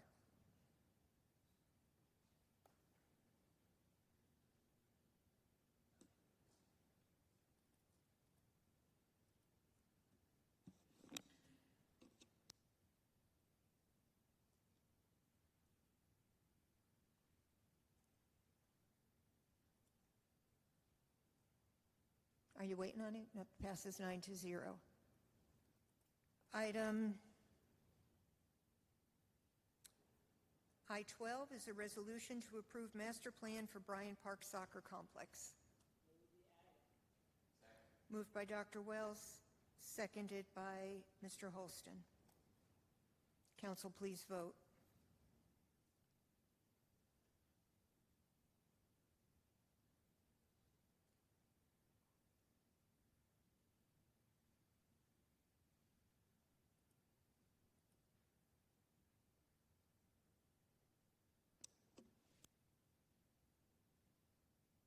And that passes 9-0. Item I-13 is a resolution to approve the Gillespie Golf Course Master Plan. Move the item. Moved by Mrs. Hightower, seconded by Mr. Holston. But I would like for Phil to kind of come forward, I think, because while we're not showing the master plan here, I think there's a couple of things the community needs to understand about Gillespie Golf Course Master Plan, and I heard an issue that came up today. But I think that resolution, Dr. Wells, is in the works. Phil, we've had discussions around the name changing, and so we're looking at doing that. We had some discussion when we were out there earlier in the year putting the marker up. You remember? Let me make sure my microphone is on. Good evening, Mayor and Council. Yes, Councilmember Hightower, you are correct. This master plan paints the picture, which all Parks and Recreation master plans do, of what the future can look like for this very historic and cherished golf course. So we're excited to bring it forward for your consideration this evening. It includes things like looking at enhancing the course as it is now with reconstructing the greens and irrigation, the cart paths, tee boxes. One day, also building a new clubhouse and pro shop there on site with a cafe or restaurant potentially, new maintenance facility, enhancements to the short course, honoring and really memorializing the efforts of the Greensboro Six to both integrate Gillespie Golf Course as well as other public facilities. So it's really got a lot of great recommendations in it, and we're excited about bringing it forward for consideration tonight. And the Parks and Rec Commission saw this and just agreed with the plans moving forward. They did. So we did present this to council at a work session a couple of weeks ago. Our process, though, is it goes through our Parks and Recreation Commission first. They're our advisory board on Parks and Recreation related matters. So they did review the plan and vote to support it several months ago. Really, it's the culmination of almost a 2-year-long process, really looking at the current course conditions, life cycle, golfers and community members' interests, and really what the future could look like out there. And so we will continue to highlight this asset in this community, not being moved, not being changed, but to honor the Greensboro Six and possibly consider some things we talked about regarding the name and so forth. Yes, so during the master plan process, there was interest brought up in regard to considering a possible name change for the golf course, potentially to honor Dr. George C. Simpkins, Jr. That is something that would require some additional research, and certainly that would require future council action if that were to occur. But that was expressed as an interest in the master plan process, and in the actual report, it's referred to kind of generally as far as a full name change. However, in the report, it's very specific about different ways that Dr. Simpkins, as well as other members of the Greensboro Six and their contributions in history, can really be lifted up and told more at the course. And that's through revamping the short course or practice course there, and naming a hole in honor of each member of the Greensboro Six and telling their biography and contributions. And then also within the clubhouse, having different panels of information there as well to really build more awareness about that very important history. Thank you. All right, thank you for the work. I just think the community wants to just make sure they don't lose the history, what had occurred there, and honoring the Greensboro Six as well as the community. It's a great community asset that we should all be proud of, and we don't look to cause any harm to that course, but to improve it. You know, 60-year-old greens need to be replaced. And they do, and there are really wonderful programs that go on at the golf course. We have a great partnership with First Tee of Central Carolina that's based there at the course for a lot of youth development opportunities, you know, some programming for veterans as well as adaptive golf, golf lessons that go on out there, different programs involving middle and high schools and colleges. So it's a really great community asset, really with low barriers to access. Right. It's also very conveniently located, really just a couple of miles from this venue here in the center of town. And so it's exciting to bring this project forward tonight. Right. And you do see a lot of activity there. Yes, it's well attended. Men with and nothing to do but play golf. well utilized. So we also have a great new restaurant operator out there as well with Par 3. So would certainly invite the community and council to come out and you know, support the restaurant for breakfast or lunch.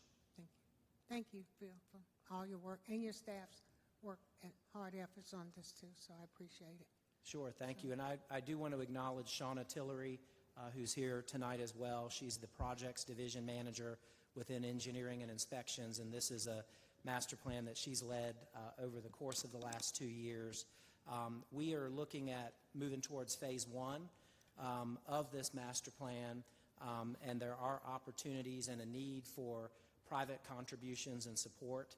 So we're working with our Greensboro Parks Foundation, the Joseph M. Bryan Foundation, and Greensboro Sports Foundation and others to really look at private funding opportunities that we can bring forward to get started on this. Right. Excellent. All sounds good. Great. Thank you. Mrs. Thurm? Yeah, I just wanted, you started to answer in advance of me asking the question. I just want to get a reality check in terms of funding to make this master plan a reality.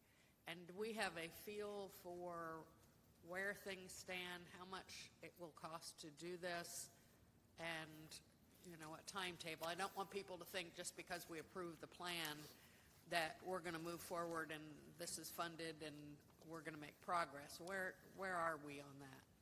Right, so that's a great question, Councilmember Thurm. And this pertains really to both the Bryan Park Soccer Plan that was just adopted as well as the Gillespie Golf Course Master Plan. And that is, you know, we really need to get an adopted plan so we know what we're looking at for the future. And then that's when we go to work on the funding aspects of it. So, you know, obviously some of that comes up in conversations as we're getting input on what we'd like to do, what our community would like to see. And so, where we're at with the Gillespie plan specifically is it's roughly a $25 million plan overall.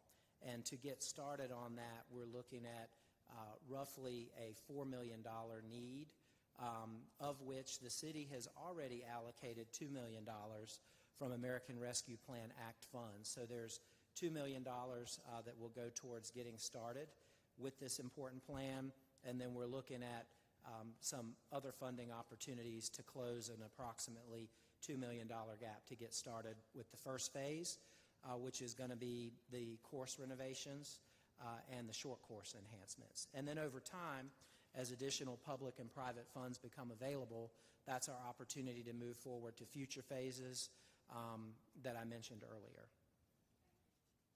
Thank you. Thank you. So we do have a motion by Mrs. Hightower, seconded by Mr. Holston. Council, please vote.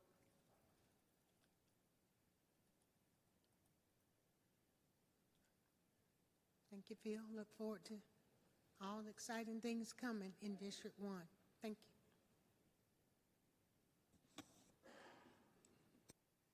And that passes 9-0.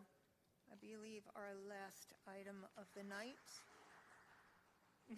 is, thank you for that it is exciting, very exciting. I-14 is an ordinance to amend Coliseum Limited Obligation Bond Fund 525 in the amount of $937,000 for LED Musco Arena and Fieldhouse lighting system. Moved by Mr. Holston, seconded by Mrs. Hightower. Council, please vote.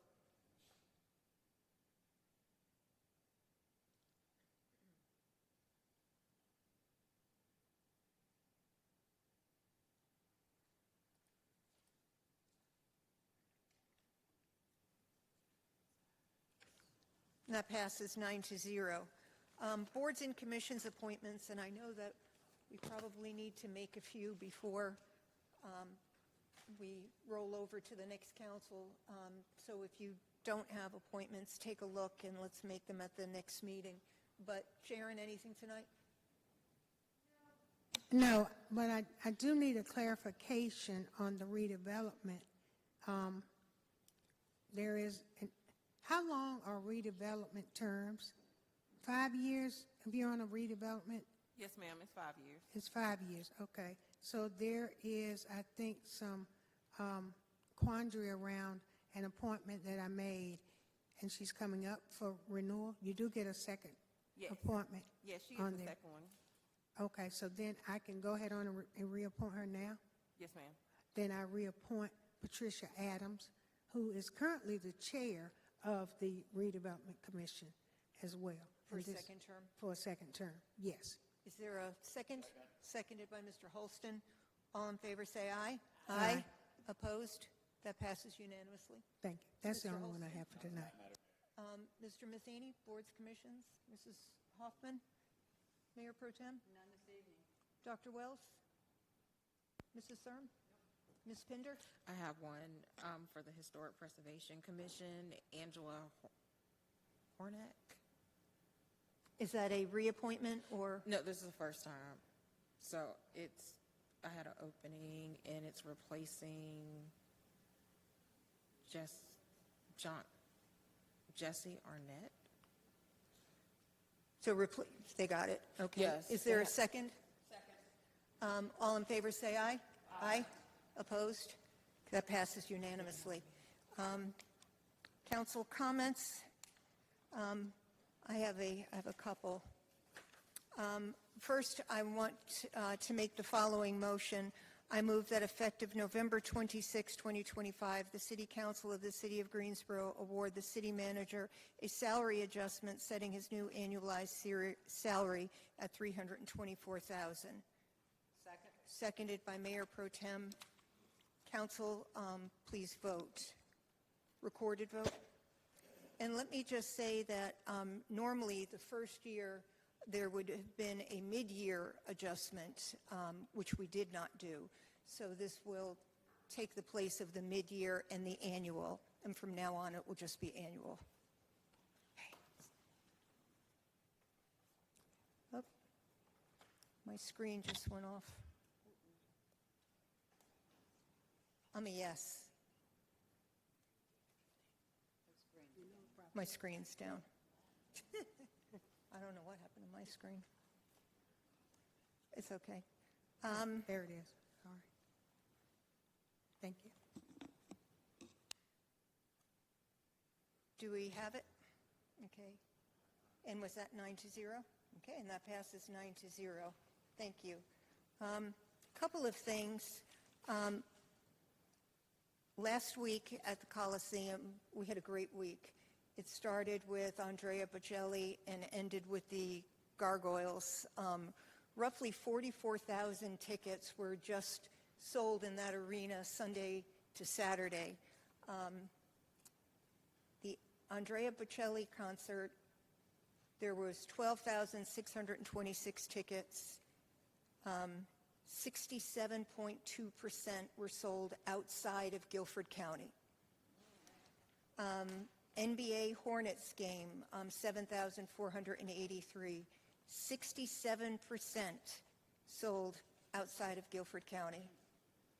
The Brandon Lake concert, 15,139. 82% of the tickets sold outside of Guilford County. And the inaugural Gargoyles hockey game, 8,360 people, 51% were sold outside of Guilford County. We've talked a lot about the people who use the Coliseum should help pay for the Coliseum. And when you have these types of numbers, I think it's a pretty compelling case. There was just in today, the Coliseum, let's see if I can find it.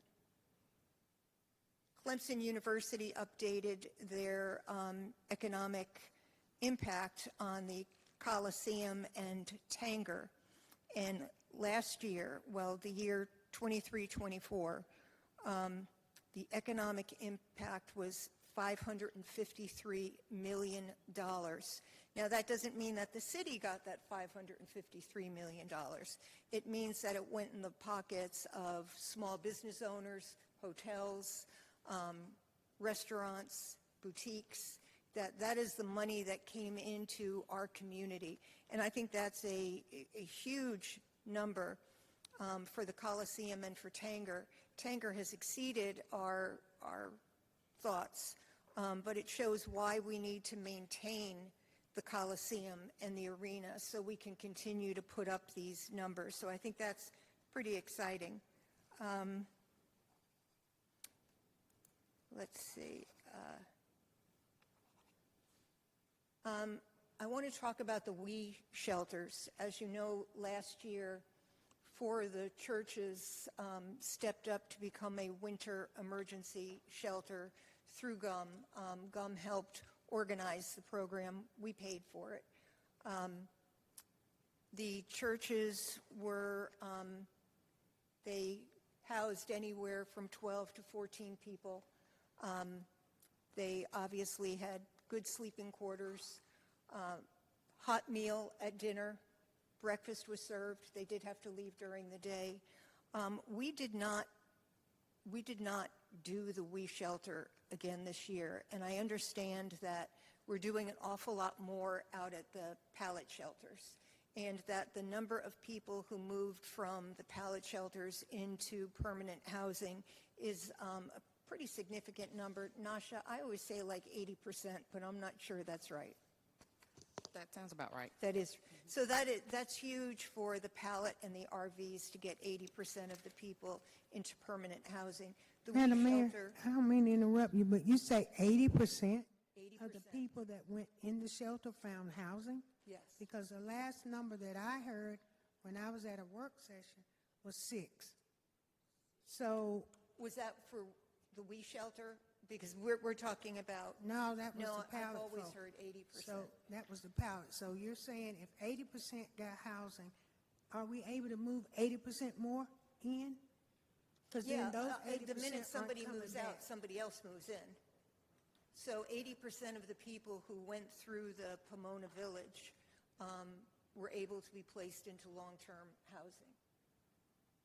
That's interesting, because I don't think we got 80% vacancy in the city of Greensboro. Well, Because people are struggling now, trying to find somewhere.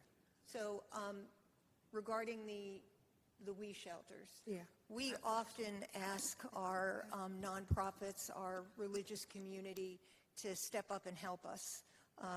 Often they come up here and criticize the city of Greensboro and the kind of money that we're putting towards these programs. But we had 4 churches that really stepped up in a big way. It takes a lot for a church to upfit their facilities to do this. It's a huge commitment on behalf of the congregation to make sure that people are fed dinner and breakfast and that they leave with a lunch bag. They bring laundry home. It is a huge commitment, and they were very disappointed that they were not part of the wintering shelter plan that we have. And I would like us to reconsider. I did get a proposal from GUM, from Brian Hahn, and I sent it to the city manager. I would like to see if there is something we can do, primarily because we ask people to step up, and we had people who stepped up. And they did it thinking that it would be reoccurring. It costs them money to upfit their facilities, and I don't think they intended to do that just for 1 year. So we have 4 churches, and I'm afraid that I'll forget who the 4 were, but it was, I'm not going to say because I'll forget one of them, and I don't want to do that. But all 4 churches did a great job, and I hope that we'll be able to do it again. So you're saying that 4 churches were not included this year, and they're asking to... So it was decided not to do the We shelters again. And what I'm asking is, could we consider doing the We shelters? Maybe if we can't do all 4, what can we do? Because these are people who have stepped up and they really want to help. And I think that we have the need. And, I know that last year one of them was specifically for women, which is hard to find housing for women. I think it would be good maybe if city staff, we could sit down with the urban ministry and figure out what we can do moving forward for this year so that we can get more people sheltered in the evenings. Madam Mayor, I had a question too after Jamila. Well, I just want to make sure, so with the 4 churches that are going to participate, is this is overnight that they will be providing these resources? I couldn't hear you. Will this be overnight services that they're providing? Yes. Okay. So the thing with the We shelters is that the people have to leave during the day, but they're there from like 6, I think it's 6 p.m. to like 7 a.m. A lot of the people in the We shelters are working poor. They have jobs to go to. That is one of the drawbacks, I'd say, about the We shelter, opposed to the Pallet Village. They can stay there 24 hours a day in the Pallet Village, but in the We shelters, they have to leave. Just a thought. Right. And then Sharon. Okay. Yeah. And Madam Mayor, I don't know, maybe Mr. City Manager, but are there any corporations that might be willing to help, co-sponsor the We shelters or anything like that? I know that some corporations have to do so much community outreach, and I just didn't know if that's a possibility or how we would even look into that. So I think the issue right now really is the funding, because they seem to have a good pipeline of volunteers. Right. And they, last year, they received very small stipend for like a rental fee. They're willing to waive that. If corporations wanted to step up and help sponsor, That's what I was think thinking, that yeah. would be. I mean, is that totally out of the line to think about? Yes, could as you all know, we've allocated a certain amount of funds that we've operated in the current format. We're reviewing the proposal from GUM, and we'll look at the itemized list. I think we can go through that and have some discussion with Mr. Hahn to identify what services additionally on top of what we have, that we need. We've also been working with a few other working groups that are in the community, a few that are looking for opportunities to step up such as this. Thank you. I just really, oh, Sharon, go ahead. That's okay. So was there not an RFP process done for? Not some- for the We Shelter. For the We Shelter, okay. So one of the conversations I kind of had with one of the previous churches, well, the church that was doing the We Shelter, of course, they felt like the funding was going to be limited. But the other thing is they need some assistance with case management. So that money you're talking about that you're saving needs to be a case manager somewhere, because those individuals in the churches need that case management as well. I know you're out there at the pallet shelters and you focus on that. And the other concern I have is for families. While you may see one, you may see two, but that's two too many. If they're living in cars, they got to get out of the cold. That's why we opened up the church last year. So I don't even know if that's an option this year. It just seems like we have limited options of assistance. And I would like for us to reconsider the We Shelters and maybe have those conversations about what other needs do they have. Because in the meetings last year when I was there, when the churches were, they have to also meet requirements like fire code, sprinkler systems, all those things. They have to make sure when they're housing people that they have in place. And those are not cheap things to do either. So they've put money in this. And so we don't just need to take this lightly. We don't need you this year. I think we ought to be more consistent, kind of making sure we have the right partners at the table. Yeah, and I forgot that they did have to upgrade their buildings to accept people last year, and that was at an expense. Yes. And I would say that given, or in light of national, federal actions, that there's a great possibility that this year we're going to see even more of a need than we have in the past. And so having additional resources will be critical. Mm-hmm.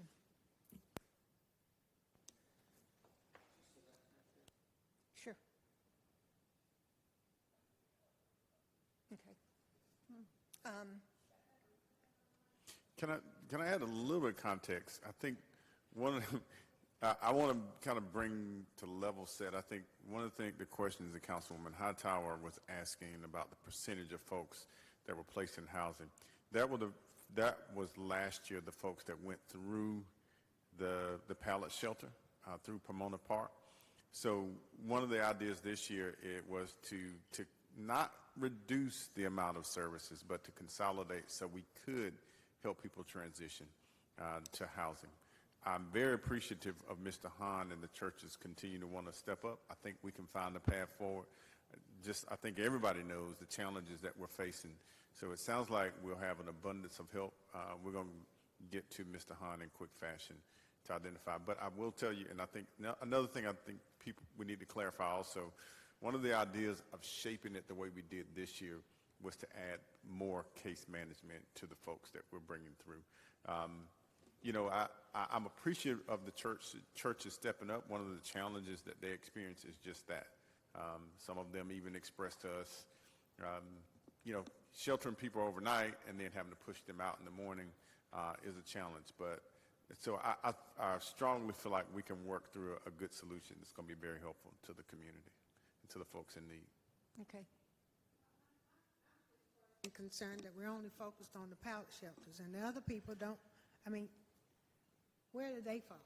I mean, if you're only going to put people in pallet shelters and mobile RVs or whatever, how do we address those that need to also be in warming and warming shelters?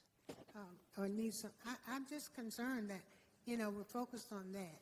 And I think last year the church did 3 shelters for the men and 1 for the women. Yes. And then we used Glenwood, the church we own currently, for families just who may drop in. And we put a whole heating system in that because that, I believe, Ms. Harrell's not here, but that was also needed. And so we've got that in place now. So I think there's still some option. And, So I understand case management, but who's managing case management? Is it the IRC or only? That is Yes. the IRC Yes. who is Yes, ma'am. doing the case management at the pallet. At the pallet shelters, but then they don't have probably capacity to come, because I think people that come in that warming shelter, and I asked that question last year, they need some resources too. And there are case managers at the WE shelters, but they didn't place people at the rate that the pallet. I just wonder about that. Something doesn't sound coordinated to me then. There's a gap somewhere. If they can put them 60% or 80% over here, we ought to be able to do some kind of coordination. So Trey, if we could follow up on that, I'd like to get back to Brian, because I know that the churches are waiting to hear kind of where they're going, and it is getting cold. So our next meeting will be November 10th, which is after the election. So, we will still be full city council members, but I'm sure there will be a few council people elect watching. So we have the meeting on the November 10th and November 18th. On December 2nd is an organizational meeting, and that is kind of the change of the guard. The people who are retiring make their comments, and then the next group is sworn in. So what I am proposing is that on December 1st, the people who are leaving, and we know that Mrs. Hoffman, me, and Goldie, that will be leaving, that we have the opportunity to say goodbyes and our family and friends are here. And then we'll adjourn that meeting and come back the next day just to open it and to allow everybody else to get sworn in. The swearing in takes a little while. They'll elect a mayor pro tem. I think the number of people going out is significant, so that could have the potential to be a very long meeting. So we're going to have a meeting on December 1st. So you're going to have to, December 1st will be for the outgoing council members. December 2nd, we'll come back and open the meeting, and the new council will get sworn in. And then speakers from the floor will occur at the December 16th meeting, since the organizational meetings are just organizational. Do we need to take a vote on that? Yeah, well, because we have to give them direction to change, so yes, that's what I proposed. Do I have a second? Dr. Wells. Dr. Wells, all in favor, say aye. Aye. Opposed? Okay, you got it? Okay.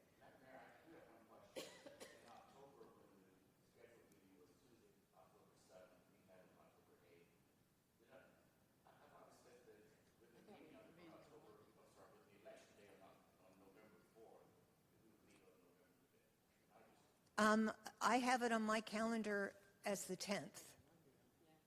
There were some people that couldn't be here or something. There was a miscommunication. We had already changed the November meeting at the beginning of the year to November 10th, and then you guys changed it back to November 5th, so we just kept it as the same schedule, November 10th. I got an arrow. So we meet on the 10th and the 18th next month. No, but, so we're gonna meet on election day? No, the 10th and the 18th. Oh, so we don't have this, the 10th? No. And then December 1st and 2nd. Okay, so that's been moved, seconded, and was unanimous. That's all I have. Mrs. Hightower? Sorry. Well, I've been so busy doing other things, but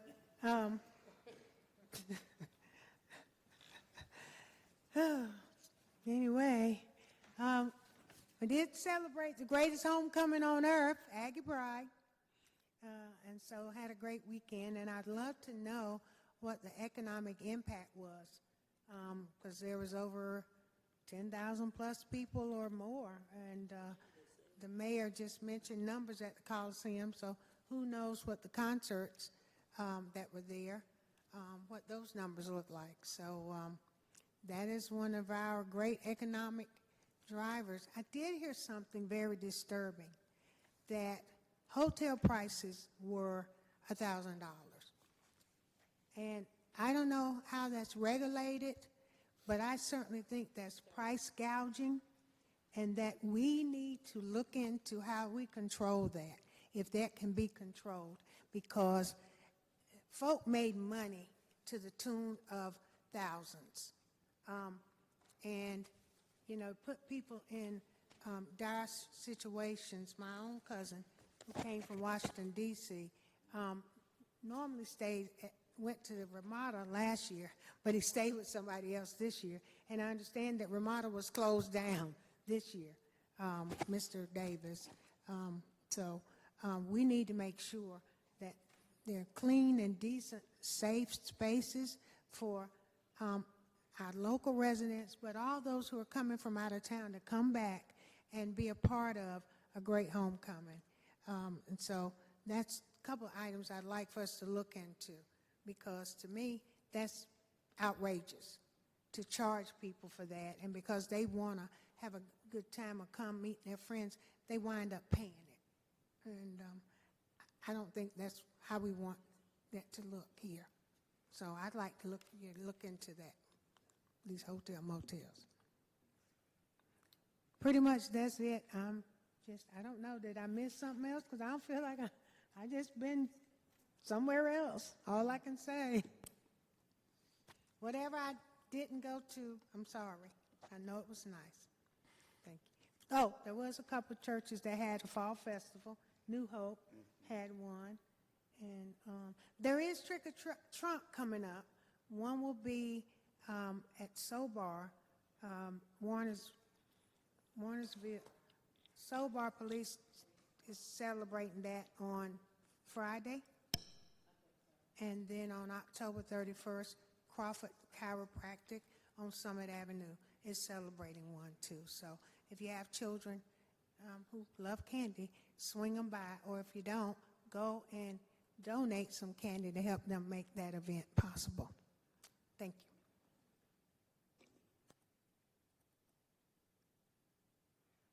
you. You through, Sharon? Dr. Wells? I don't think I want to do that.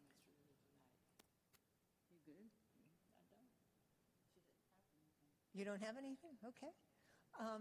Mr. Matheny? Thank you, Madam Mayor.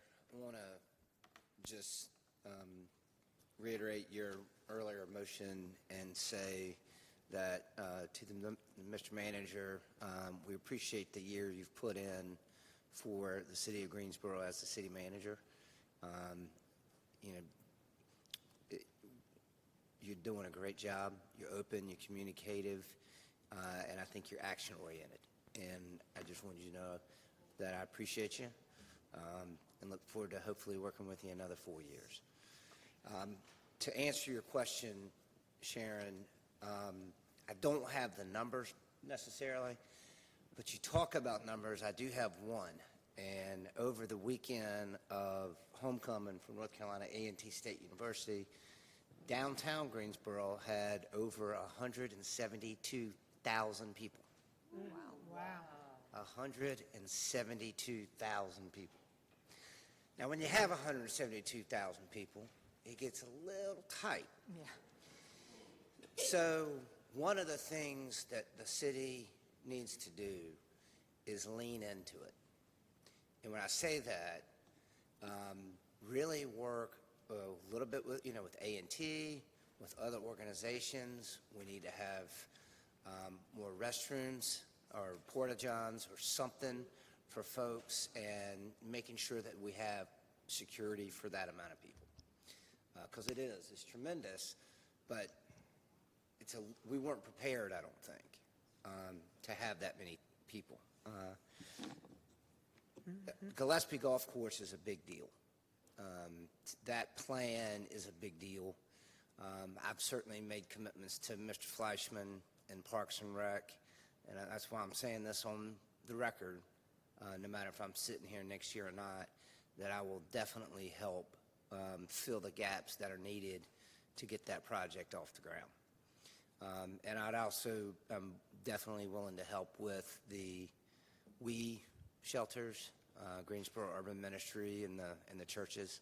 I think we can take that to the business community because those are the people that, quite frankly, call me all the time. And so I'm going to say, if you want to help people, and you're telling me I need to help people, then I need you to help me pay for helping people. And I think that's a pretty easy sell. And so I think we can, hopefully bridge that gap as well. And so Time is of the essence. that's why I asked for the proposal. I'm happy to help take that to some folks that have called me. And Trey, you know who a lot of those folks are. So, And Nasha just said that the number's probably closer to 40, right? Yes, that's correct. We had about 45 out of the 110 individuals that we serve for Doorway. We do anticipate that number being higher. Oh, wait, due I to- thought you meant, we were talking about two different things then. Okay, I'm sorry. No, that's okay, because I thought you said it was 40% and not 80%. That's not what you were referring to. Correct. Okay, thank you. do you know the number off the top of your head from Greensboro Urban Ministry?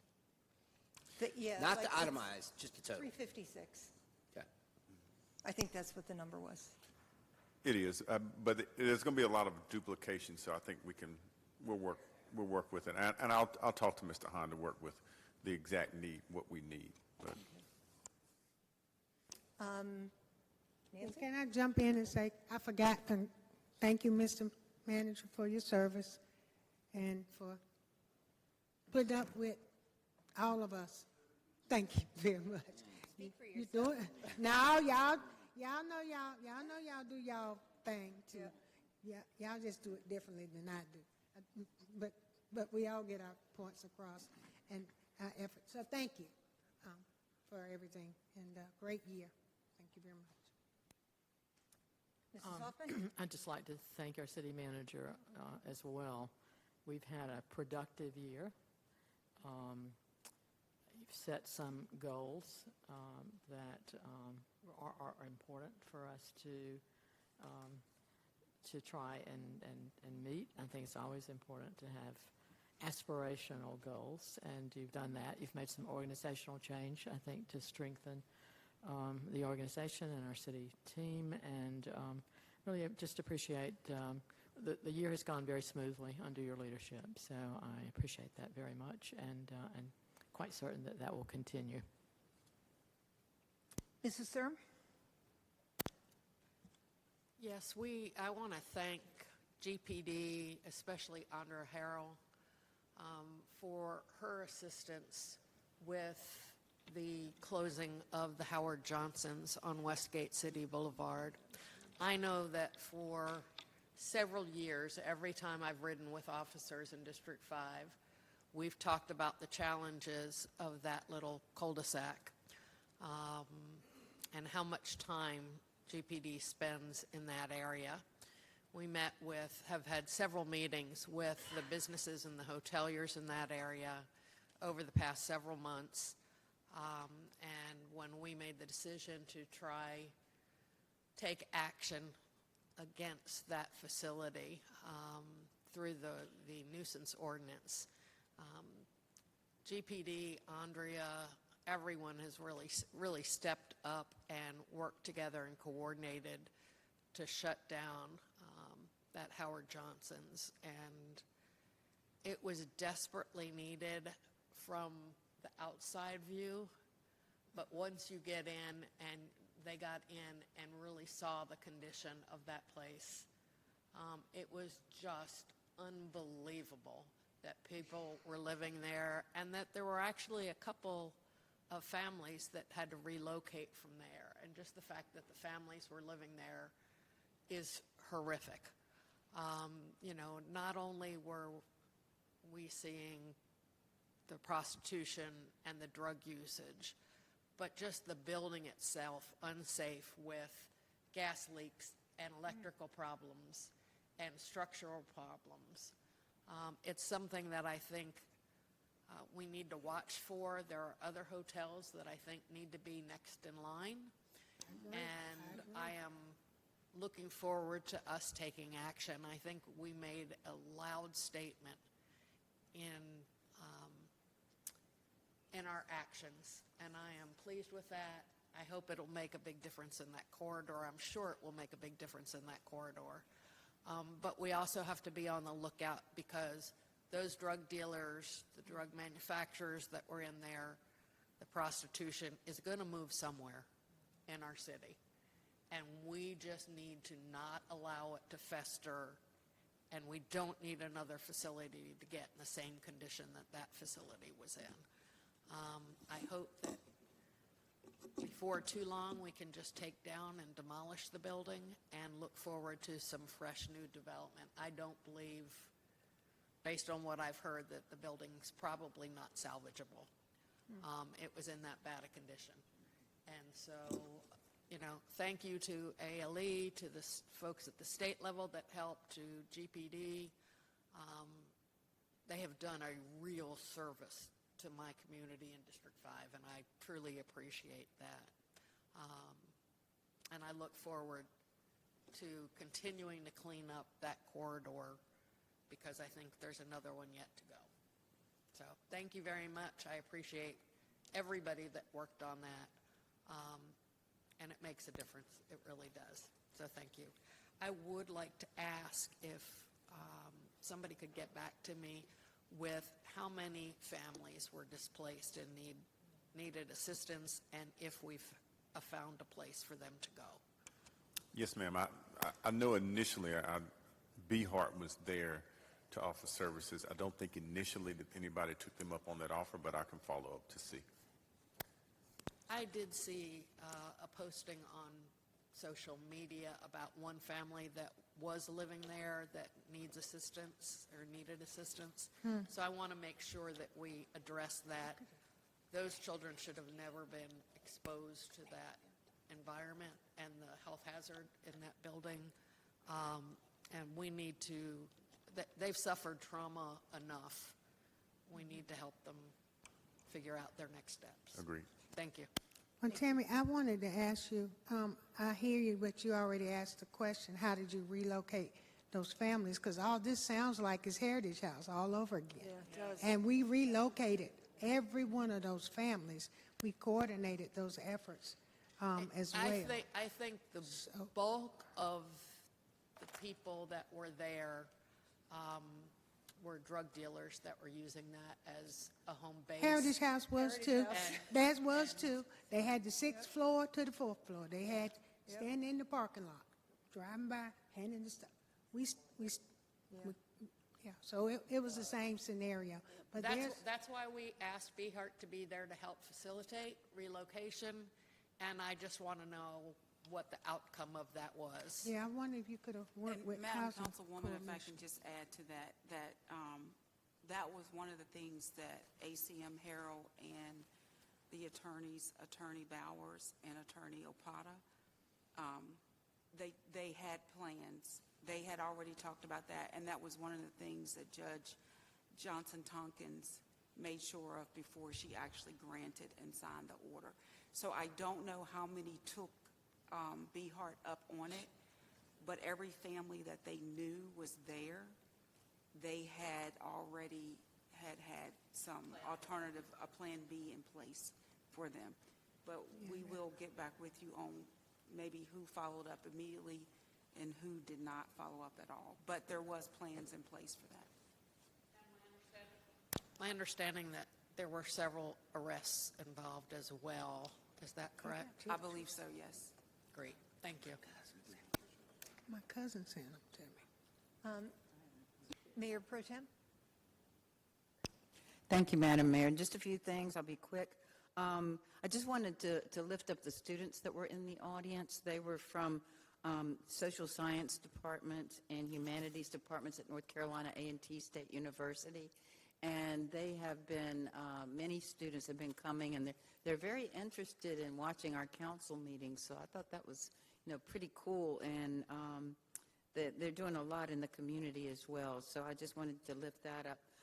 North Carolina A&T festivities and parade and thousands of people downtown. And it was really, really just an uplifting experience. And now I saw a lot of officers downtown. We were downtown until about 9, 10 o'clock, right there on Elm and, where the railroad is. Yes, Davie in that area, yeah. So, there were a lot of people enjoying themselves. I hate that it was marred by a few people who were not being nice, but, all in all, I really think that our officers did a great job. Several of us were at the Galleon Depot for the next level microtransit dedication. I know Ms. Hightower was definitely working on that, and I did want to lift up, several of us were also at the Yanceyville Place Apartments, which is a collaboration between the faith communities, the city, and the financiers, and it's just amazing. I think it was, 84 apartments, Sharon? Yes, 84 apartments, and they're doing another phase very soon, which will be more apartments, but they are affordable, start at, $435 up to $835, I think, something like that. But it was just really, really good to be there, and I know several of us were there, so just wanted to lift that up as well, and that's all I have. Well, and that, One thing on to what's that, Yanceyville? yeah, they have a community room, they have barbecue pits, they have a playground, so it is a place that was built with amenities also, and I think you could put Yanceyville Place in any area of Yes. Greensboro, and it would fit. It was beautifully done, and I think it's going to give a number of people a really good place to live. I'd like to also lift up that we specifically asked the builder about their experience dealing with our planning department and inspections department, et cetera. And I was thrilled to hear him say that they develop in a lot of areas and that Greensboro is not an area that concerns them at all, that they were very pleased and had a very good experience in dealing with Greensboro. And that was really nice to hear. It's something that I've heard several times now, but it's always nice to hear because that was not always the case. So congratulations to the staff as well. Yes, and they also said they appreciated so much because they got phone calls back. When they left a message, they got a phone call back, and they said that's very important to them. Even if on the other end it wasn't solved yet, that was very important, the customer service part. Thank you. Thank you. Hugh? Now you ask the question.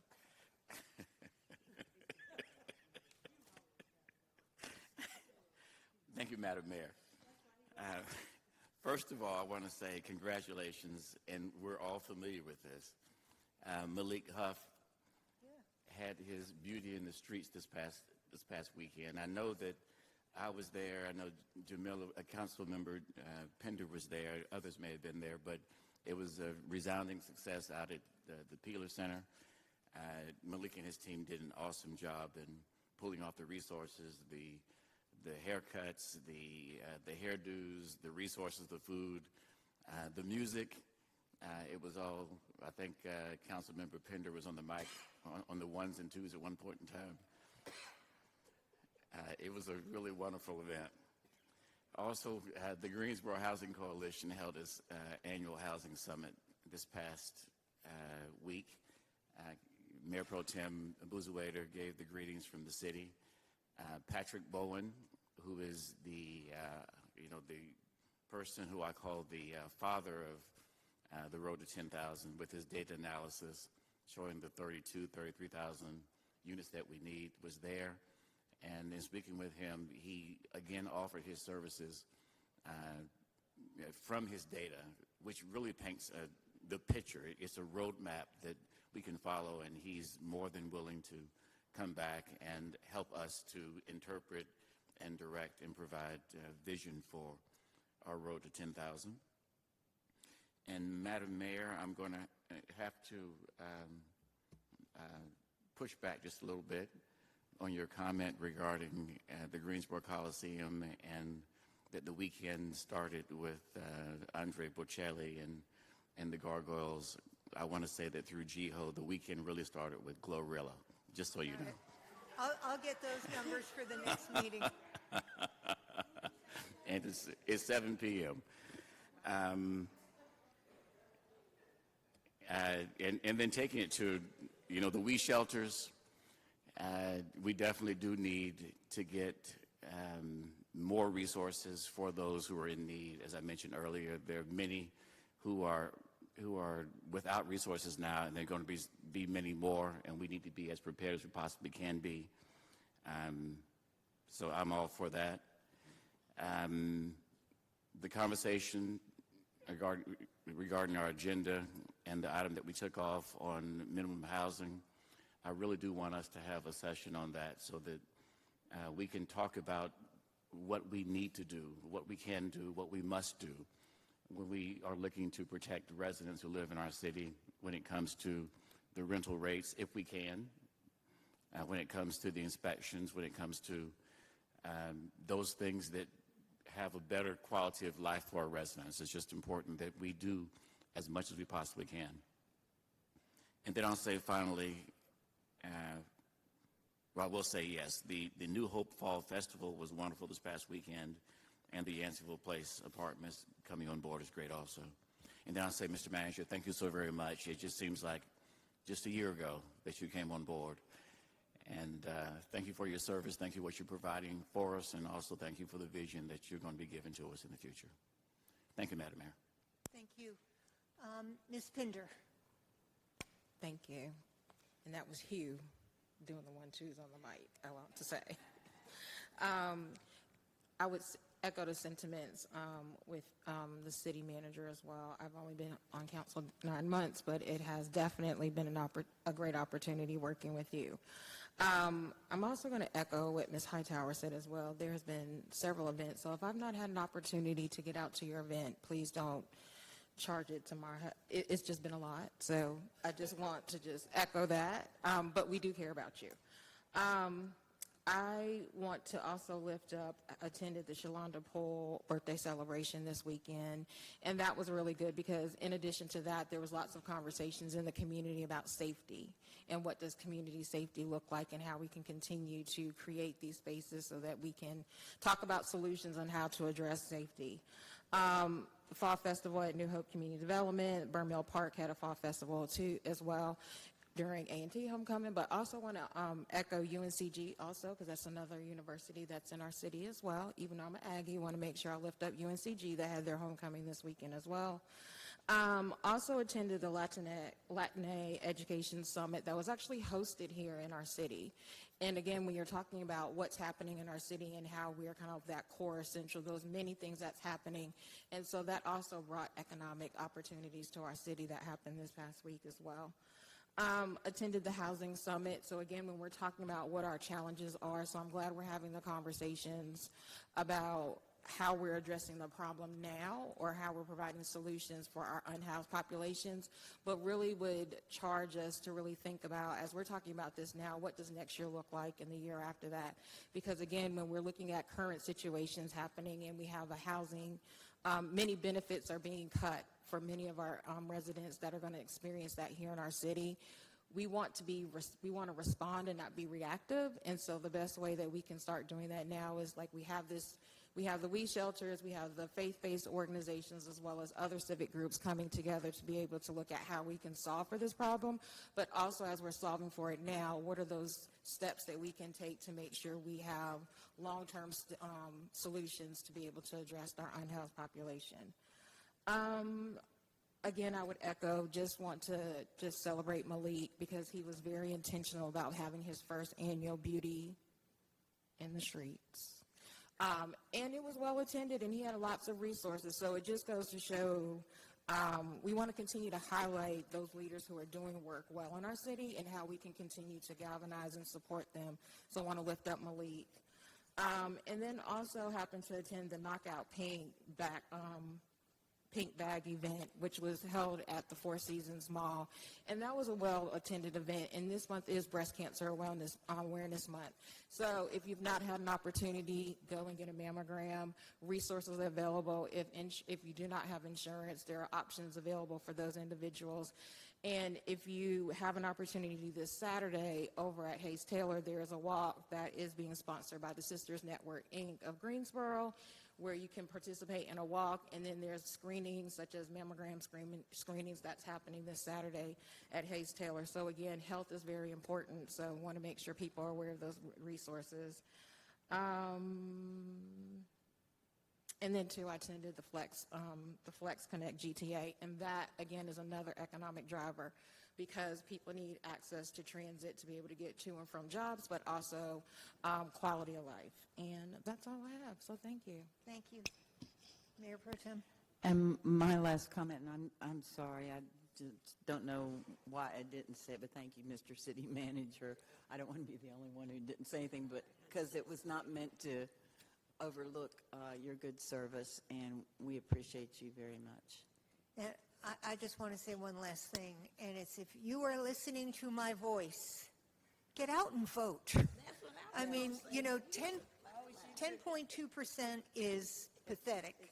And, you know, people love to moan about this city. And, you know, there's something called NC Voter Lookup. And you can tell if somebody's registered to vote and if they voted in what elections. You can't see how they voted, but if they voted. And, you know, it seems like the nastier the email I get, I go right to NC Voter Lookup, and they've never voted.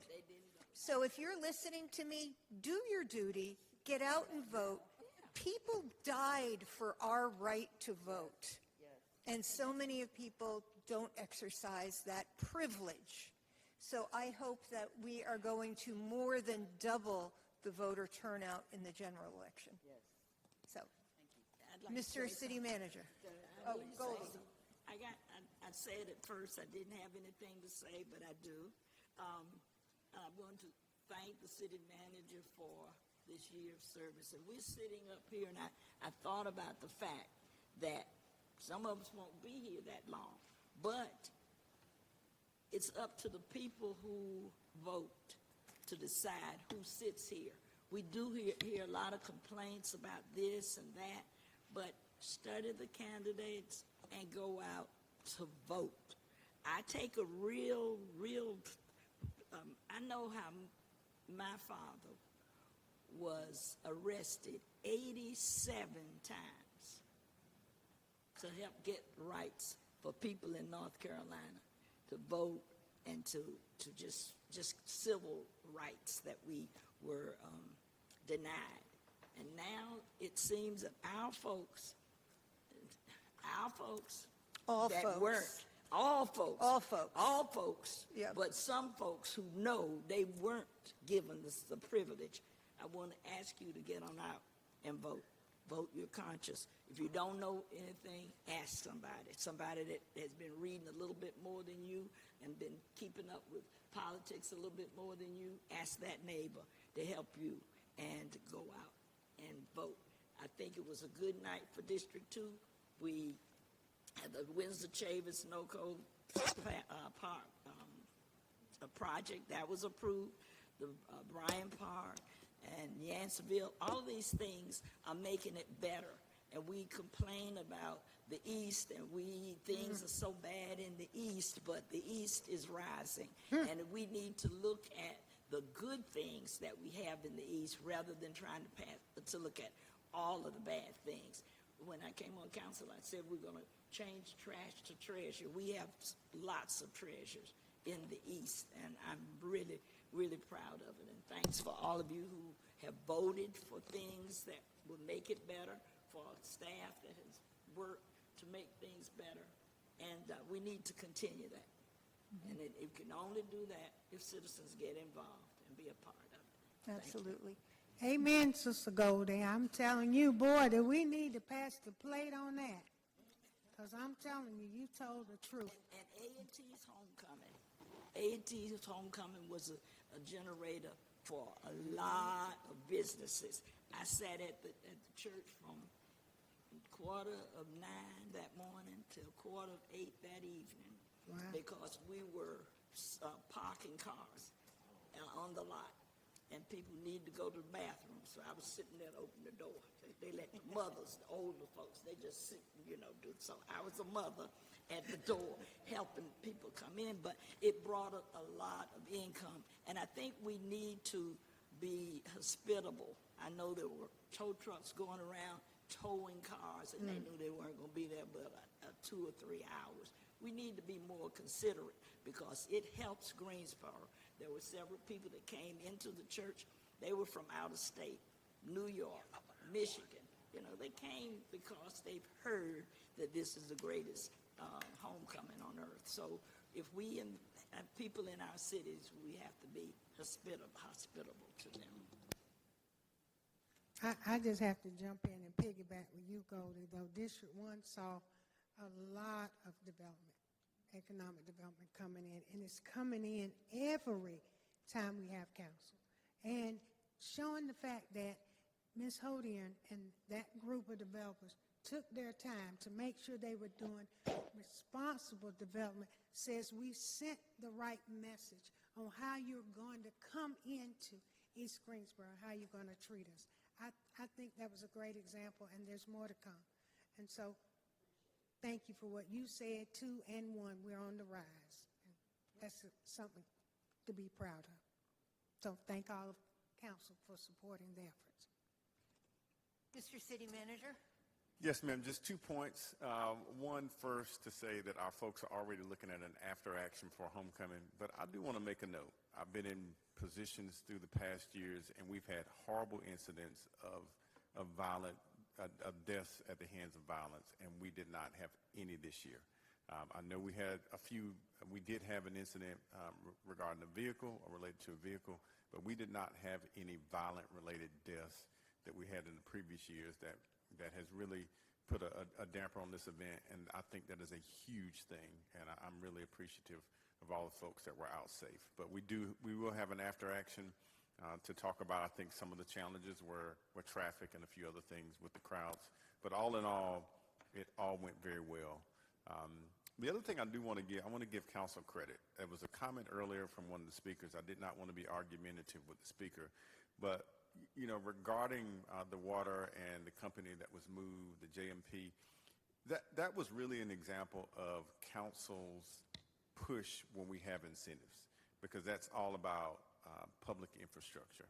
And so oftentimes people criticize us about how we lean into incentives when we have these large companies. That was really about us making sure if a company is locating to an area that there is going to be public infrastructure. So make no mistake, that wasn't just some subsidy that we provided this large company. That was really about us ensuring that our infrastructure for the public was going to be proper in that area. So I wanted to give council credit for that and not let it just hang out there that this was something critical that we're just giving a large company a gift. The last part I will say is this year has been truly amazing. Thank you all for everything. Thank you for the phone calls, whether it's tough phone calls or I just happen to be looking in that direction. Thank you all for, I mean, this is a truly great opportunity, and thank you all. I got so many things I could say, but the biggest thing I'll say is thank you for trusting me. Thank you for trusting me to lead, and thank you for supporting me and pushing me in ways to go from good to great. Thank you. Thank you. Yeah, and Mr. City Manager, just 4 seconds. You talked about GHO. In 2026, they'll be celebrating their 100th. Wow. And so let's really be ready. Yes, sir. Let's really be ready. Thank you. Madam City Attorney. Just a couple of things. First, I would be remiss. Councilwoman Thurm talked about the shutting down of the HOJO if I did not shout out Attorney Josh Bowers and Attorney Kwame Opata and their administrative specialist support, Jesse Waller, who worked very, very diligently that day to make sure that they could have the document that many take for granted, but as an order that allowed the police and everybody to go in and do what they had to do. And they had to sit there most of the day till this order could be gotten. So they really, really did work hard on that. I want to piggyback also off of what City Manager said, because I also don't want to sit here and be argumentative with any speaker that has the right to be heard. However, we do have students that sit in here, and Councilman Holston and I were on a panel where we're trying to get folks to engage in the city council, to understand the importance of coming to these meetings, or at least listening to them and participating in your local municipal government. So when speakers come up and say that there is, I guess, a cloud of corruption or deceit, and it starts from the city attorney's office, that is not the case. And when I was in a position where I ran, who donated to my campaign is neither here nor there, because I want the public to know that don't know. And you all know because you've run campaigns. And if you're a first-timer running a campaign, you will find this out very quickly. There's no campaign that can be shut down ever without an audit from campaign finance that is housed in either the local office or the state office. So there's nothing nefarious ever going to go on in someone's campaign, because if it does, the state and the local government, the local campaign office will shut you down. I'm going to even piggyback off of, I'm not piggyback, but I'm going to speak on Councilman Matheny. I don't sit here as your city attorney doing favors for any of you. You all hired me to be your advisor, and the law mandates that I advise. So if I am telling Councilman Matheny he's not in a conflict of interest position, it's because the law supports it. And when we're asking people to get involved, I want them to know that we sit here doing the best that we can and doing our due diligence, and there's nothing nefarious going on. But we hear that so many times, and I just think it's time for the city attorney to speak up and say that's not the case. So Thank you. that's all I got. Thank you. May I have a motion to adjourn? Mr. Holston? Seconded by Mr. Okay, well, Matheny. listen, All in favor, say aye. Aye. What-